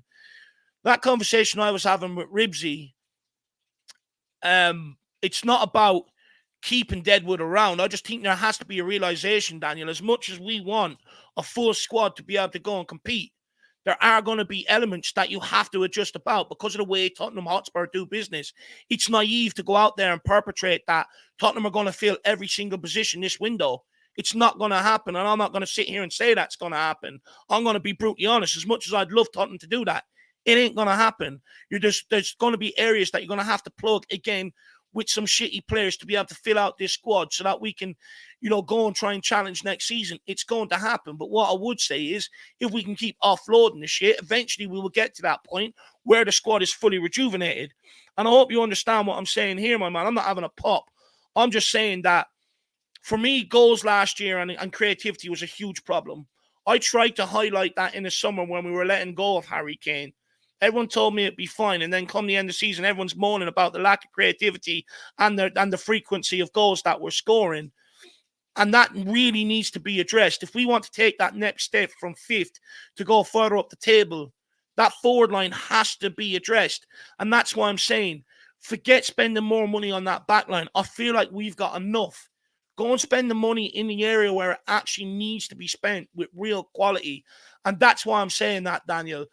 Hopefully you understand where I'm coming from on that, my man. But look, let's keep it moving. Let's get on to Paul Connor. Let's hear what he has to say. Paul, good afternoon. How are you? You're on mute, lad. I should be off mute this time. I remembered. Good to see you, my man. How's things? All good, mate. You? Yeah, I can't complain. I cannot complain. Oh, well, actually, I can. I'd like to see more business in in so far, but I understand sort of with the Euros and the South America that it's the Copa America that it's maybe slowing down the market. I mean, there's a lot of frustration around at the minute, Paul. Ange Postecoglou did say last season he wants to get in a title race, and a lot of people are feeling that Spurs haven't done enough business so far in terms of incomings or outgoings to give Ange what the fans want. I've seen that quite a lot on various channels, and it's about everywhere on social media. But the Euros and the Copa America will have a massive impact, especially for these so-called quality players, Premiership proven, all these sort of lovely things we want. All them best players are currently in the best teams in the Euros and the Copa America. So how are we supposed to sign them? They've still got to have their holidays and everything yet before they come back. So I imagine when the Euros finish next week, towards the end of next week, you'll probably see a lot more movement from the likes of us, Arsenal, City, Liverpool. No one's made any big moves yet. It's only been the clubs that have been what I call dodging FFP. Switching young players between themselves and stuff just to get out of FFP. So no one's done anything yet. There's been nothing major. It's not like we've had one of our major targets gone or anything. But last season, same happened with Maddison. It was all hyped up at the start of the window, and it went on for a while. Then it went quiet, and it was like, oh, we're going to miss out on him. We're going to lose on him. And then all of a sudden, 2 days later, he signed. So I think that's going to be very similar because Spurs are keeping their business close to their chest at the minute.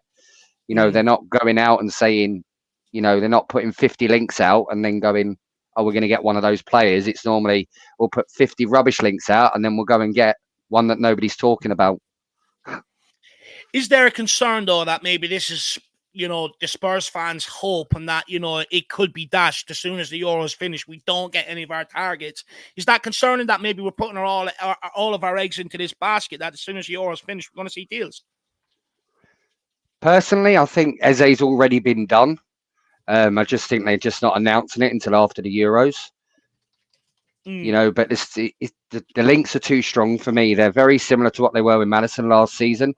You know, the links are too strong. Now it's come out, Spurs are prepared to pay the release fee. Then the minute we say that, oh, now Man City's interested. It's crazy. It's just like, but they're not, because it's the same happened with Maddison last season with Newcastle. Newcastle were interested, but everybody knew he didn't want to leave. He didn't want to leave London. So, or he wanted to come to London. So why was he going to go to Newcastle? That deal was never on the table. I think a lot of the press put deals on the table for one club, and then they link about 50 other clubs to it. You know, it's just take it with a pinch of salt. I'm quite happy at the minute. We're sat there. You know, we're 2 weeks into the window. The Euros finishes next week. Don't get me wrong. If we're still in this position at the start of August, I'll be a bit more concerned. You know, that we haven't bought anybody, we haven't made those intentions clear, but I can't see that happening. I think the strategy's there that the minute the Euros finishes, they're just going to move. Well, look, I really do hope so, and it looks like that. You know, a lot of the market in general sort of is quiet. It does look like that's maybe going to be the trend, and I hate saying that word, but it does look like that. But look, where do you want to take this conversation, Paul? Do you want to talk about some of the rumors? Do you want to talk about, you know, stuff that you've seen maybe back in preseason and, you know, that we're back? I mean, where do you want to take this? For me, it's like, you know, we're getting linked to all these players, and various players go, and I'm going to use Eze as an example. You know, people are going, where's he going to play? He's not better than Maddison. He's not going to displace Maddison. He's not going to do that. Why is he not going to do that? You know, last season, Maddison wasn't fit for every game of the season. This year, we're going to have 50 plus games. So don't we need somebody in that position to come in? You know, don't we need them there?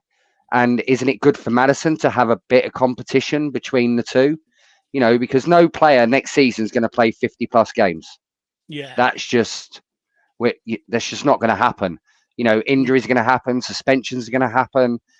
So it goes back to what I've said for years. As a fan base, we like to get our best 11, but then nobody's better than that best 11, but we don't win anything anyway. So how are we moving forward? The whole idea is to get strength in depth in these positions so we don't have the problem we had last season. Like Maddison goes out, Romero goes out, Van der Ven went out, Udogie literally all in the Chelsea game. Now, if that happens next season, we've got Dragusin to step in. You've got Phillips that can step up. We've got players there that can cover.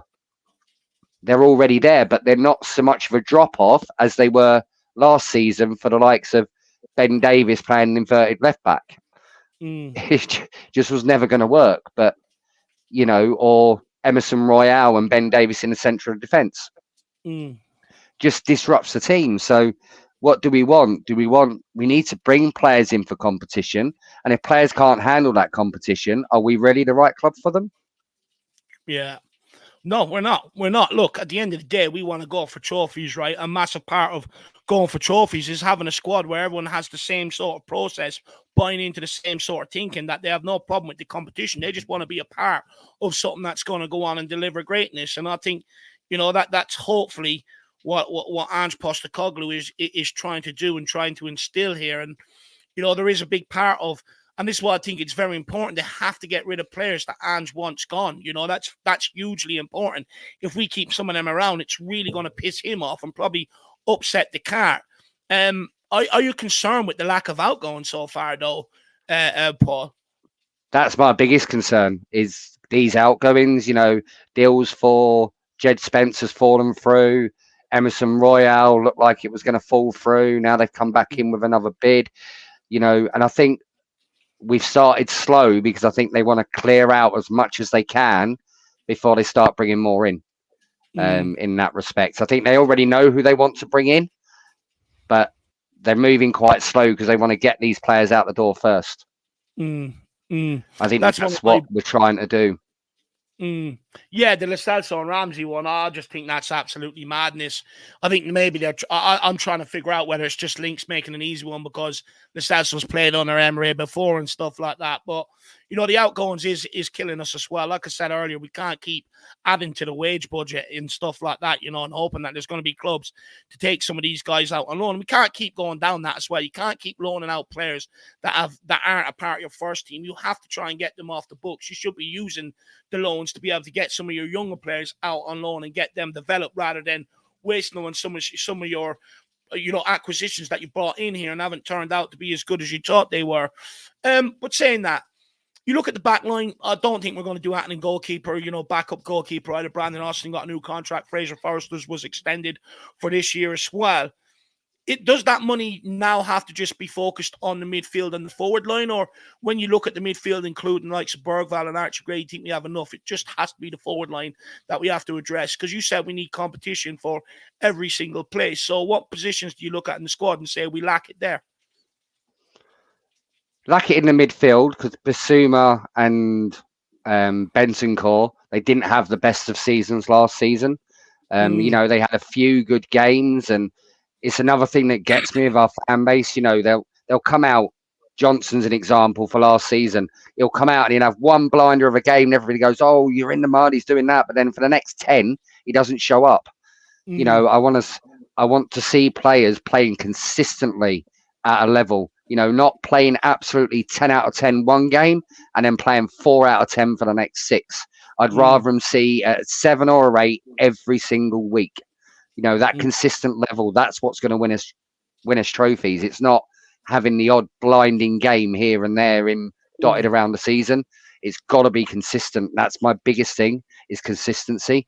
And I think we'll get that with these players coming up. But more people behind them chomping away, the better these players have to play to keep their place. And Andrew's shown he's not scared to drop players either, which is a relief, because he did drop a few last season when they weren't performing. On dropping, do you think there's any surprise players you might see? We might see maybe out of the first 11 plans this season that we weren't expecting to see? You could end up seeing a Bentancur or a Basuma leave quite late on in the window. You could see one of them go. Don't be surprised if, I can't see it happening, but Kulu could go in that sense, in a surprise. You know, someone might come in and poach him, because obviously the more players we bring in, the less down the pecking order he's going to go. So what's to say he doesn't go to his agent and say, I'm dropping down the order here, I need to move. You know, we don't know. But what I don't want to see is everyone go, oh no, we can't sell Kulu, he's all this and he's all that, and then all of a sudden 3 years down the line, oh, he's dead, well, we can't get rid of him now. You know, it's like, oh, you know, we're going to have to give him away, we're going to cancel his contract, we're going to do this. I just think we have to get better at selling our players at the right moments. So if a bid comes in, we should have a plan in place for every single player in that first 11 or first team squad. If one of them goes, there should already be a name behind them that they can go and get, no matter what happens. And that should be the same for every single player on that pitch.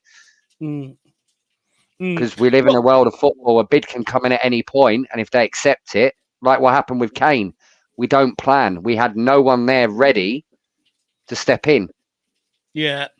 And look, hopefully that's changing. You know, I was listening to that interview. I can't remember. I think the guy's name is Rob or something like that. The Spurs board member that's on the board, and he done the interview the other day about long-term planning and all stuff like that. So it does seem like now there seems to be some sort of planning process. But how quickly do we see it implemented? Let's wait and see.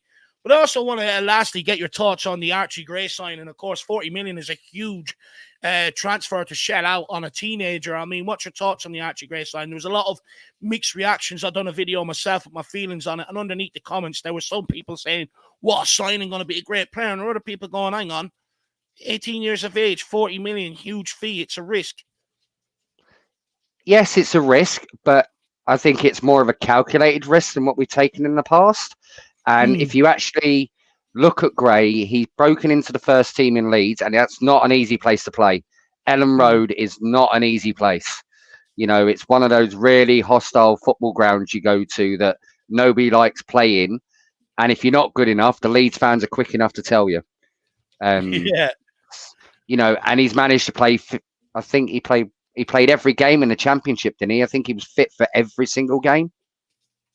Yeah, he So, was fit majority of the season. He covered an injury crisis. He was actually relatively okay in terms of injuries last season. So to me, that proves he's physically fit. He can handle a physical league, as in the Championship, which is one of the most physical leagues in the English league.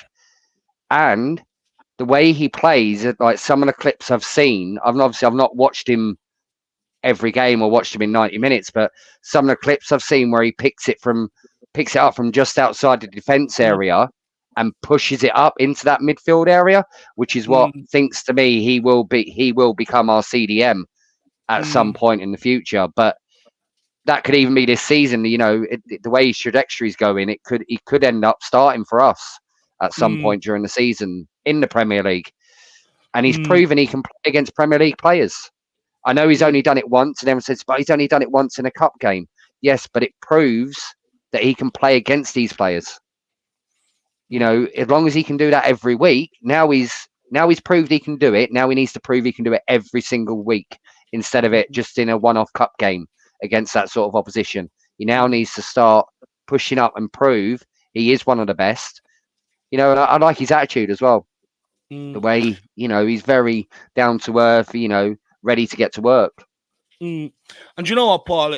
That game that you're referring to, I believe I think it was against Chelsea, was it? I think, you know, he completely outplayed Caicedo that day, who went for 100 million euros. You know what I mean? So maybe it does show the prospect that we have on our hands. And like you, I think he is going to be a part of the squad. I think he's already been told that in his welcome video. He already said, you know, about being looking forward to playing in the Conference League. So I think that's been suggested where he will probably get his minutes and work his way into the first team.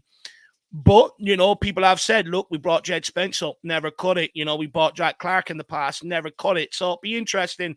But, like, you know, I could point to Dele Alli and say, look, for a large period of his Tottenham career, he was brilliant. So, look, let's wait and see what happens on that front.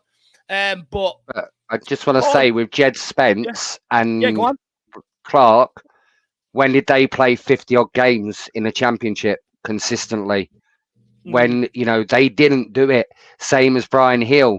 You know, these weren't regular first-team starters we were buying. We were buying prospects that they were known as prospects, whereas Archie Gray, the difference for me, he was a first-team starter. He started for Leeds every single game. And if he was there this season, he'd be starting every single game. So to me, that's the difference. He was in the starting 11, not as a super sub playing in the odd game in Europe here and there. Well, look, it'd be interesting to see what happens on the case of Jed Spence, Paul. But look, Paul, really appreciate your time this evening and coming on, my man. Hopefully I see you over in the watch long. We can get you on at halftime and hear what you have to say on that game as well. But really appreciate your time this evening, and we'll speak again very soon, my man. Thanks for having me on, Dave, and see you very soon. Come on, you Spurs. Thank you for your time. Really appreciate it. Always great to speak to you, and I'll see you soon, my man. Bye-bye. See you later, mate. Everyone, bye. Big up Paul in the comments. Really like having conversations with Paul. Very level-headed. Sometimes he keeps me calm. Sometimes, you know. So he does. So everyone, big up Paul in the comments. We've got DG here. I'm still watching, like, just more quiet on the comments lately. Keep up the good work. First of all, really appreciate the longevity of the support, man. And you've been around longer than 2 years as well. You know, you've been around for a long time. And I do miss you putting in your comments, you know, every once in a while. So don't be sitting there on the peripheries. Get in here, get involved, DG. That's what it's all about, my man. But honestly, great to see you still around and really appreciate it, lad. How's your summer been? Please let me know. And then he also follows up by saying, will we sign Dele? I think it's more cruel than helpful if we give him another chance, and he sucks. He's finished everywhere. I do have my thoughts on this. What I'm going to do is we're going to bring on Sam because I am pushed for time. We've got Sam and Michael left. So I'm going to bring on Sam, segue into Sam with this, get his thoughts, and I'll give you my thoughts off the back of it. But I think I'm similar with you in terms of I don't want him. But again, it's something that Spurs fans have been split on socials. We love this, though, don't we? We see a couple of clips of a player doing something, and it's like, go and get him. You know, it's just absolutely madness. But look, let's hear what Sam has to say, DG, and then I'll give my thoughts off the back of it. Sam, how are you keeping, sir? Good day. Good day. How are you? Yeah, not too bad, my man. How's your day been? Yeah, pretty slow, to be honest. Not a lot going on. but I'm ready to watch France shithouse their way to a win against Spain, and we'll see what happens tomorrow. Oh, I'm dreading that game. I just think it's going to be so boring because France make it boring.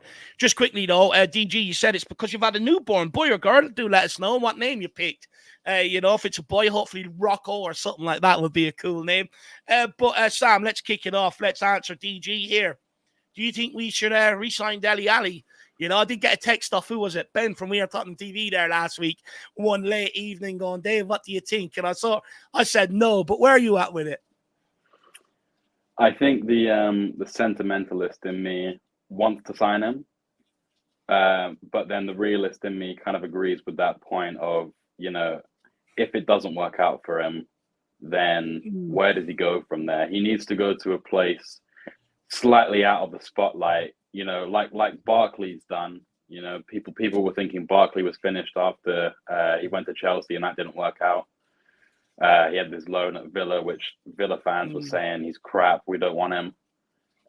He went to France, did quite well in France by all accounts, and came back to Luton. And to be honest, I was actually thinking he was a bit unlucky to miss out on a late England call up, at least for some of the friendlies, to see what he could actually do.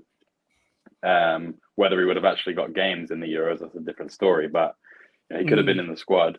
So with Dele, I'd love to see him come back. So I can't remember who said it. It might have been on the Last Word on Spurs the other day that they wanted him to come back because they like singing his song.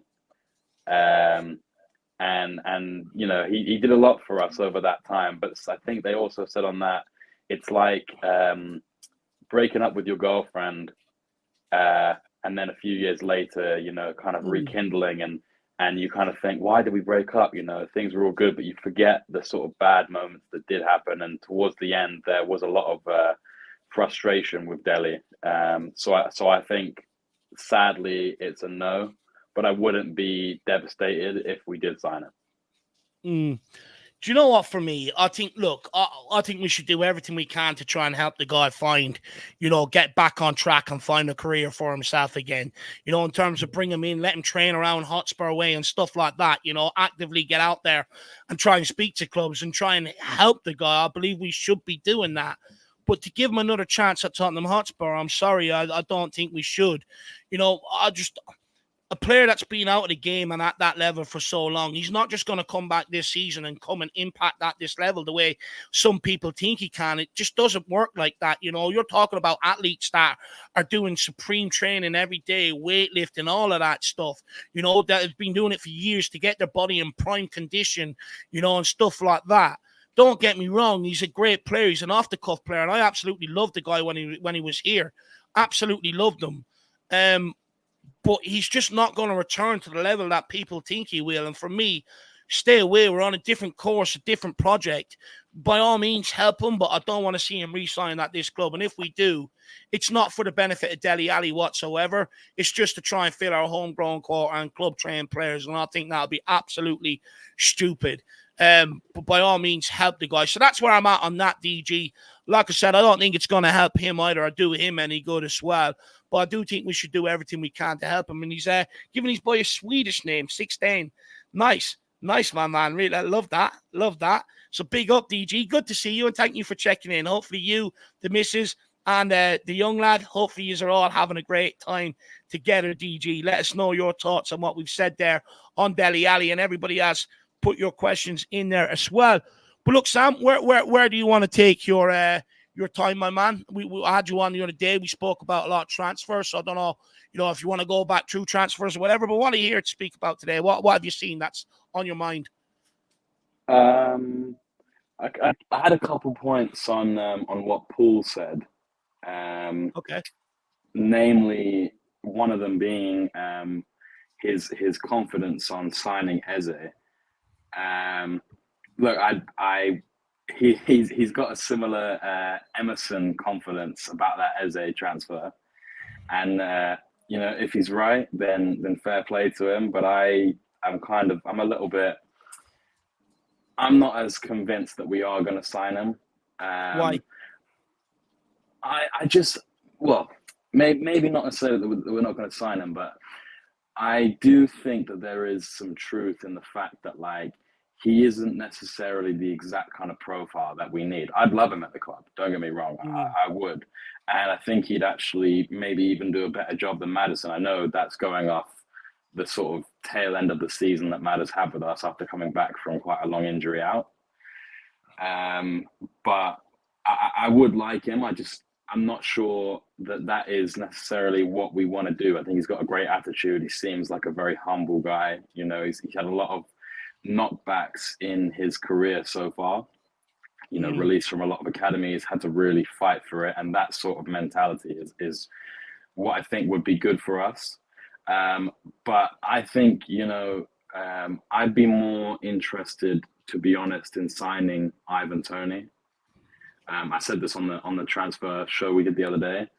The more I sort of get suckered into all the England PR and watching the video they did today, like I just think that like he has that swagger and that arrogance that a player like Richarlison doesn't have.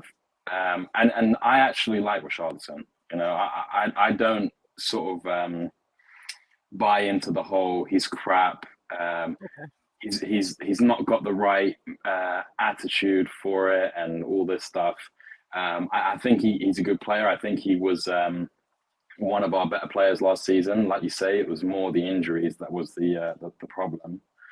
But I think that when you cast your mind back to when we were signing him, there was a lot of discussion. And I know this was separate from Ange. He wasn't with us at the time.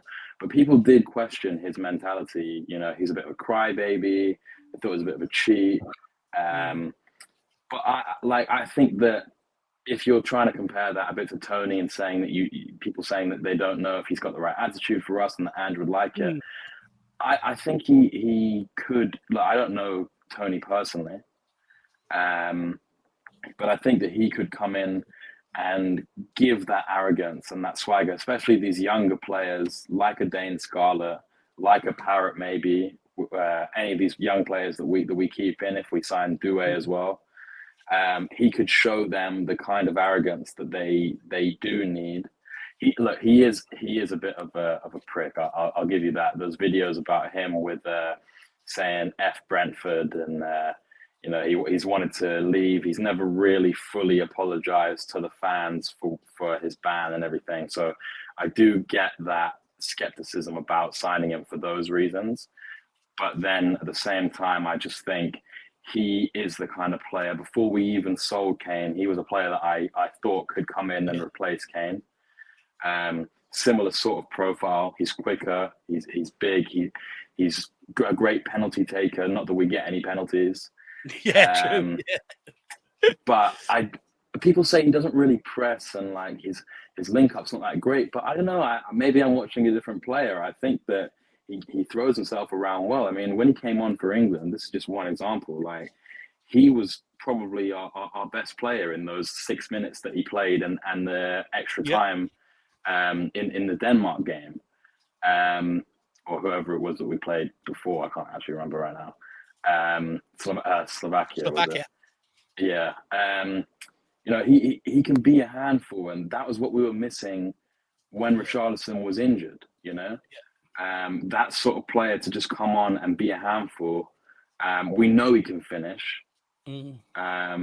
So yeah, I'd be more concerned about buying an out-and-out striker.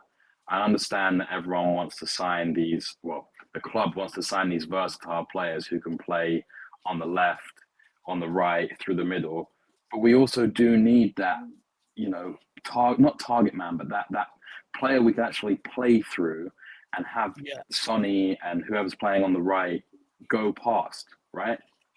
So yeah, I'd be more concerned about buying Toney than Eze at the moment. But I'd like them both, obviously. And look, I would love us to go after, but unfortunately, I just think Eze is the one that we're going to go after. I'm not convinced we're going into the market for a striker, but I do agree with you when it comes to Ivan Toney. You know, he is like, take away the gambling and what people talk about his attitude, take that away. he's everything that Tottenham need up front. He's everything that he can give us that we're missing with Harry Kane. And I'd also argue, I think it'll benefit Son. I think for large parts of last season, especially towards the end, someone's getting pissed off playing up front. You could see it. You know, it's a different game altogether. He's having to play with his back to goalies, 2 or most times 3 6'4" lads just bashing into the back of him. Someone's to get on the ball, face up his man, run at him. And I think it'll do him the world of good, you know, having someone like an Ivan Toney there who can get on the ball, get turned, and feed Son in behind rather than Son being the creator and scorer. He needs help up there. And Ivan Toney will give you that. Also, I think it solves a problem for Werner and Johnson to a degree, although I do believe they need to work on their crossing a lot. But I actually think it'll help Kulusevski out massively. Having someone like Toney there, how many times did Kulu look to cutting on the left, look to find that ball when you could see it's where Kane used to be for him. He was routine. That option wasn't there last season, and it sort of killed him and made him look like a bang average player. I think it solved many problems, and I think it also helped you get more out like Kulu and Johnson and people like that to a large degree in terms of output, having that guy in the box, that physical presence. You've seen last season, Sam, we come up against a lot of back fives now, you know, where they play 3 centre-backs and they sit right on the edge of their box, and you have to go and cross the ball against these teams. You're not going to be able to play through them every single time. So I fully agree with you when it comes to that front man and a front man of that ilk. What I don't want is a little whippet. We've got plenty of them, and it doesn't solve the problem. I fully agree with you, my man. But I just fear the club ain't in the market for a striker, lad. I think as well, going on what you're saying about Kulu, there was a period in the first half of the season where I think Kulu created the most amount of chances, but he only had like 1 or 2 assists.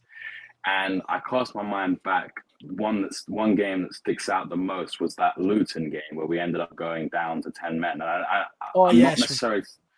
I'm not necessarily talking about the fact that he was, in my opinion, unbelievable up front, you know, in that game. I'm talking more about the fact that, like, he created 3 chances for Richarlison within the first 15 minutes that maybe later on in the season with Richarlison's form, he might have done better. But he could have had a lot more assists if we had someone in there.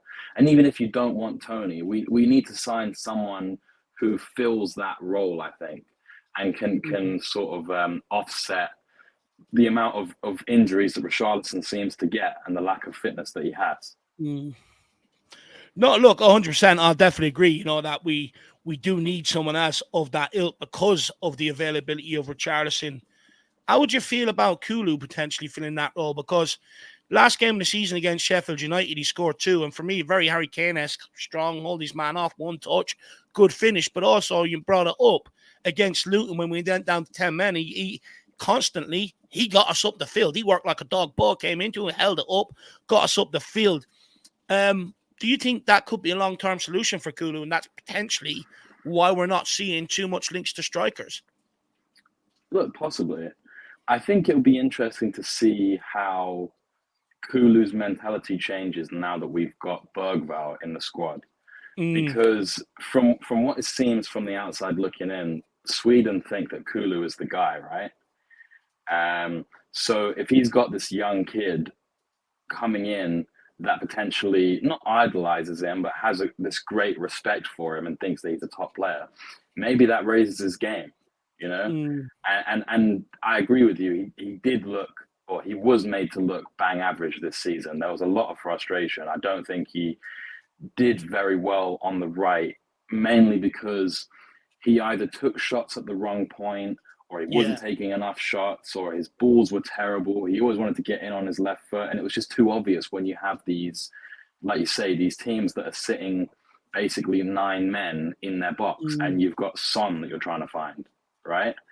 And that's why I think that these striker types, and if Kulu is the man that goes in there, he needs to show opposition a reason to fear him, in the sense that he pulls centre-backs towards him that actually frees up the space for Ange's system to do what it does with these players getting down the wing. And you might see a bit more output and effectiveness from the likes of Werner and Johnson. And I don't really subscribe to the fact that Johnson, you know, is shit. Whether he was worth 48 million, that's debatable. I wouldn't have paid it personally. But then, like we were talking about on the other show, you know, you look at these players who, like Elliot Anderson, going for 35 million. I mean, what? So 48 million for a homegrown player doesn't seem too awful when you look at it. And then you sign in Gray for 40 million. If that's the kind of signing the club wants to make, whether you agree with that or not, then a player who had played in the Premier League and had been a prominent fixture for Nottingham Forest over the last few seasons, it kind of makes sense. Yeah, that's it really. I think when it comes to the likes of the Johnson fee, I get people throw that fee at him. He's not 50 million. Of course he's not. He's a 30 million pound player, but because he's homegrown and stuff like that, there's an extra 20 million slapped down. And I think this is something fans have to get to grips with when you're shopping in the English market. It's just the reality of it. You know, people have to get to grips with it. And that's one thing I said when we signed him. I ain't going to throw the price tag at him because it ain't him that dictates it. And we all know there's tax on these players. So, you know, and I don't think it's helped him to a large degree, the size of the price tag. But look, let's see what the guy can produce this season. Let's see if he can up his game. But Sam, really appreciate your time, my man. I am under pressure, so I do have to keep this going, my man. But hopefully I'll see you over on the watch long at some point, man, and see you again soon. I'll be in contact. All right. Thanks for having me on, Dave. I'll see you soon. I really enjoyed that conversation. Thank you very much, Sam, and see you again soon. Come on, you Spurs. Come on, you Spurs. Nice hoodie, by the way. Nice hoodie. Sam's got all the merch, so he's got the picture frames up behind him and everything. He's diehard, so he absolutely love it. Absolutely love it. I need to be on his Christmas list, I think. But look, we are going to move on to the last guest of the evening, and that is Michael, all the way from Poland. Of course, Poland gone out of Euro, so he's had time to concentrate back on Spurs. Let's hear what he has to say. Good evening, Michael. How are you, sir? I've actually had a lot of time to concentrate, considering we got knocked out in groups. But yeah. Well, look, at least you're at the Euros. You know, I've had even longer. It's been quite head-wrecking lying there at night time, just thinking about Tottenham Hotspur and not having anything to take your mind off it. But Michael, I mean, where do you want to take this conversation, my man? Dave, I just came on. I had to talk to you about Tottenham, right? Because I had to de-stress myself. I had such a stressful week behind me, so yeah, I guess talking about Tottenham distresses me. I know it's mad because usually people get more stressed talking about the club, but honestly, I don't know, because I've been listening to the show on and off, right? Because I had some stuff to take care of, right? But I'm trying to grasp what the vibe is in the fan base, because personally I'm somewhere between worried and calm. I don't know how to say it, because I myself said that I think that most business will be done after the Euros, right? But it's kind of pissing me off that we are not doing business, because with the amount of transfers I'm seeing and the quality of players being moved around, I'm pissed off that we aren't involved, and I don't really know why, right? Because let's be honest, I'm not saying we could get Olise, because probably not, right? If Bayern were interested, then he's going to Bayern, not to Spurs, right? But for example, I've heard that Chiesa was supposed to go to Roma for 20 million euros or something, right? And I know, listen, Rich Romano putting out an update saying he's on the market for 25 million.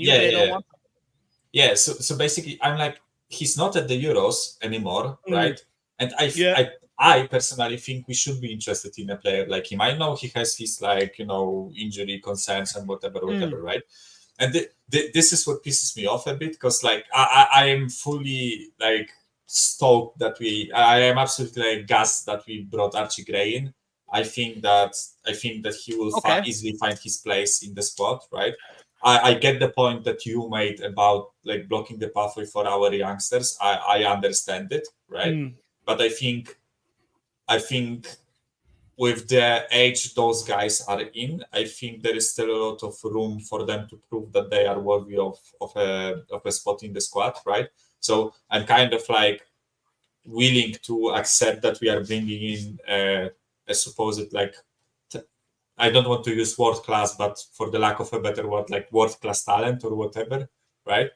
Yeah, I'm happy that we are in market for those players, but I'm worried that we are not like strengthening the first squad with like, you know, proven quality and you know, senior players that will actually impact the starting 11, right? Because I think that Archie Gray will be a substitute at best, right? I don't think he will nail a starting spot, unless he's that good, right? Unless he is that good that he will, right? But I can't predict that based off of like his one season at Leeds. So I'm a bit worried that we are not bringing like better players, right? Better in terms of like more experienced, right?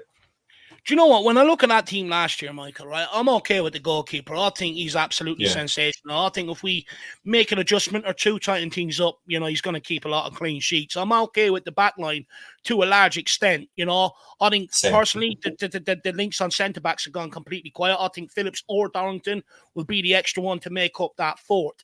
Over at left-back, I would like something different instead of Ben Davies. I'd argue give Reguilon the opportunity so we can use the money elsewhere. Maybe that's one position left there.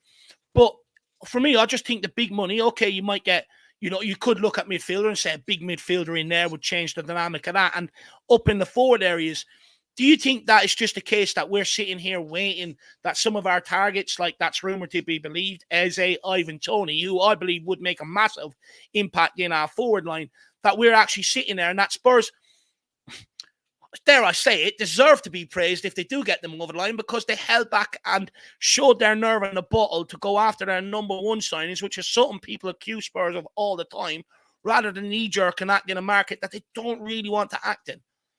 Yeah, so I think if Toney and Eze are really our like first targets, then I'm all for it, right? I'm all for waiting. It's just like, you know, I'm a bit impatient. It makes me like, nervous waiting. Right? It makes me nervous because when Eze is made available because the Euros end, right? Then like every club can get him, right? So I'm like, get it done, Tottenham. I know you can. I know you have money, right? So I'm kind of in a camp of like, I want this to happen now, but I get the point that it will be much easier to do the business when Eze is actually like, you know, able to you know, sign the contracts and whatever, right? But yeah, I share the sentiment with you. I am like really happy with the goalie. I think Vicario is absolutely like an amazing goalkeeper. I think there are like one or two things that we have to improve. And then I think that, as you said, like he's a brilliant cat-like goalkeeper. I absolutely love watching him. I love Porro, Udoji, Van de Ven, Romero. I think Dragusin will be a perfect backup. Honestly, I know that right now he's probably in the rat territory, but I really wanted Calafiori because he can cover like the left back and left center back positions, right? So then with like 6 senior players, you would have all 4 positions covered with the backups, right? Yeah, that's kind of like that versatility thing, right? But I guess he's going Arsenal, so he's in rat territory now. So you know, yes, he reminds me a lot of Leicester, the hair and everything. Yeah, but I think we need one more person in that left back or left centre back area that can cover those positions. Do you have any suggestions, Michael? Because the rumours have gone very quiet in that department. I don't really know about like the left back left centre back that can cover left back. There is one name that pops to mind, but I think that he will be quite expensive and quite hard to get. I think that I know he's not like the top of the top, but I think Piero Hincapié could cover both positions easily, right? I know he's not the tallest, so maybe the centre back position, like, you know, there would be some concerns there, right? But I think purely like he plays a lot as a left back and he plays a lot as a left center back in the back 3 for Leverkusen. So I think we could adapt him to our style. I think he's fast. I think he can dribble with the ball, right? But other than that, I think the defense is set, right? My priority is the forward line. I've always been saying that, right? I have nothing personal against like Werner, Johnson, and all those guys, but they don't score goals well. That's the one thing that we need to improve on, right? Is scoring more goals, getting more big chances finished, right? Because if my mind serves me correctly, I think Werner missed like 6 or 7 big chances last season, and I think Johnson had like 15 missed or something stupid like that, right? And Richarlison also missed a lot, right?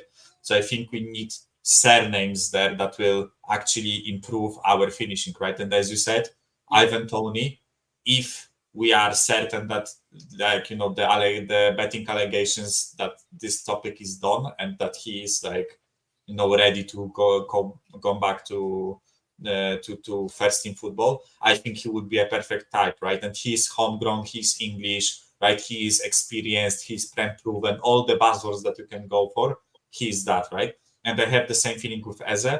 I think Eze is what we lack. I think we have Werner, Johnson, and to some extent Son, who are really good at like long balls over the top, chasing the ball, running in a straight line, like burning for pace, right? But I don't think we have a winger that specializes in taking people on. I think Kulusevski is a bit of that, but I think Eze is absolutely like levels above anyone we have in terms of like dribbling, right? And I think we need a profile like him, right?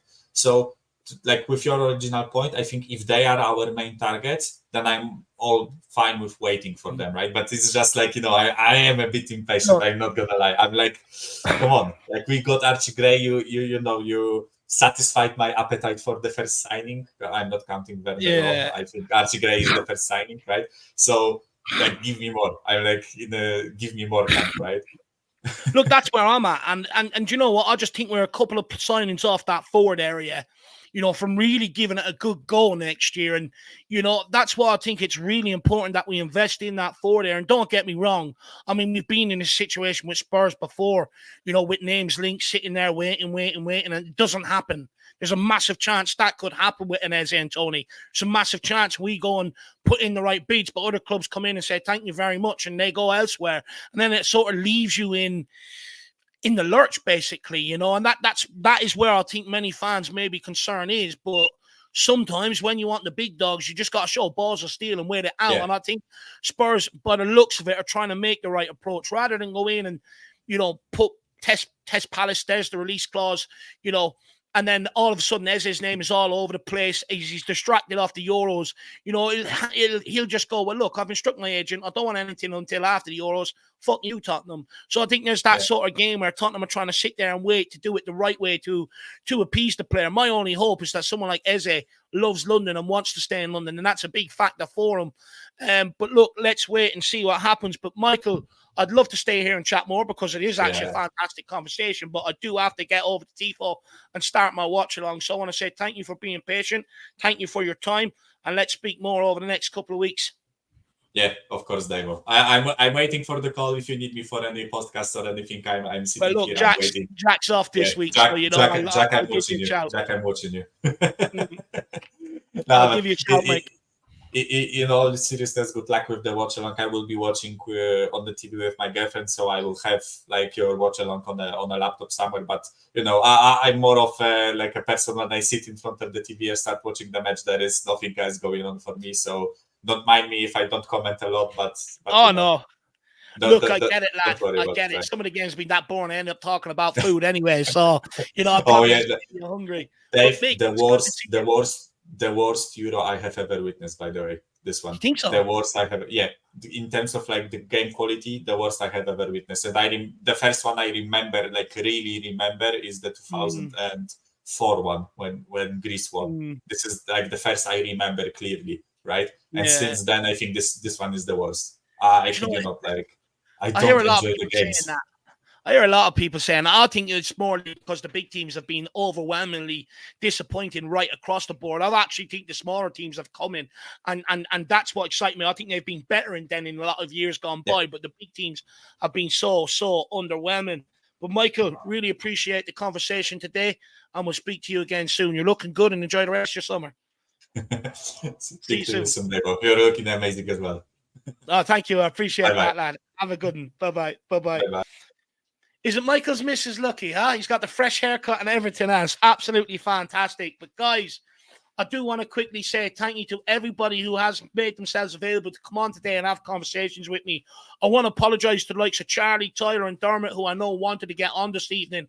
And usually I will put these fan shows out later. I just had to start earlier today because I'm doing the watch along on the Euros. I'm a bit under pressure, so please forgive me. Make it known. We'll get you on the fan show the next day, and we'll give you plenty of time to come on and have your conversation. So I do apologize to Tyler, Dermot, and Charlie. But hopefully you guys can understand and work with me that I do have to get over and do the watch along. Lastly, I want to say to people, guys, we're going to be having a big push on members this upcoming season. We're going to have a lot more content for you guys, a lot more engagement, a lot more interaction and stuff like that, and hopefully giving you guys a lot more interaction, you know, with the channel across the board and what you want to see, etc., etc. So I have put the link in here. We are on a big drive to try and push the memberships out there to people. It's an avenue that we feel, you know, you guys deserve a lot more. So click on that if you do want to become a member, and hopefully enjoy all the stuff that we've got lined up for you guys over the course of the season. And lastly, I want to say a massive thank you. Well, not lastly, second lastly, I want to say a massive thank you to Jacko, Dermatron, Al, Dan Coys, Lazy A, aka Nick, and DG as well, for all of your support, guys, and the longevity. I'll take this from Rayman and Matson Edwards, and then I'll have to crack on. He says, which academy players do you think will get drafted into first team squad this summer? I think Mikey Moore is definitely a start. I think obviously Bergval and Gray will be kept around. I think Tyrese Hall is one that I think we'll see for sure. I would like to see Donnelly given the opportunity, but let's wait and see what happens there, man. And then Matheson Edwards says, what do you want to see? Who do you want to see playing the League Cup and Europa League this season? Look, I think it comes by whoever you're drawn against. If you're drawn against the bigger teams, obviously you put out your best players. But, you know, for me, I think you can bring in some of your squad players and mix it with a couple of the youngsters. That's what I would like to see. You know, that's what I've argued for years gone by. Instead of rolling out the same idiots that have been getting us knocked out of cups, thankfully most of them are gone. Go with something fresh, a good mixture. Youngsters who want to impress and squad players who want to get their way into the first team. I think that's the way to go, Mr. Edwards. But guys, those of you who will be joining me over on TIFO, I will be a minute or two late, of course. Hopefully you can understand. I do need to go and do a quick number one, you know, before I get on there. But guys, if you do want to join me over there, please check the community section. Jack has kindly posted everything there you need to do. Get over, join us on TiVo for the watch along. We'll be doing one for the France and Spain game and also England game tomorrow. And guys, lastly, to all you beautiful people, I was going to call you fuckers, I probably shouldn't, but to all you beautiful people out there, thank you very much for tuning in with us over the course of this fan show. 150 people at various stages, which I'm really chuffed with. And thank you guys for putting in your comments, your questions, and keeping me going. Have a great evening. If I don't see you over in the watch along, enjoy yourselves. And remember, come on, you Spurs, in the big Angel. We trust. We never stop. Thank you all. You've made my day.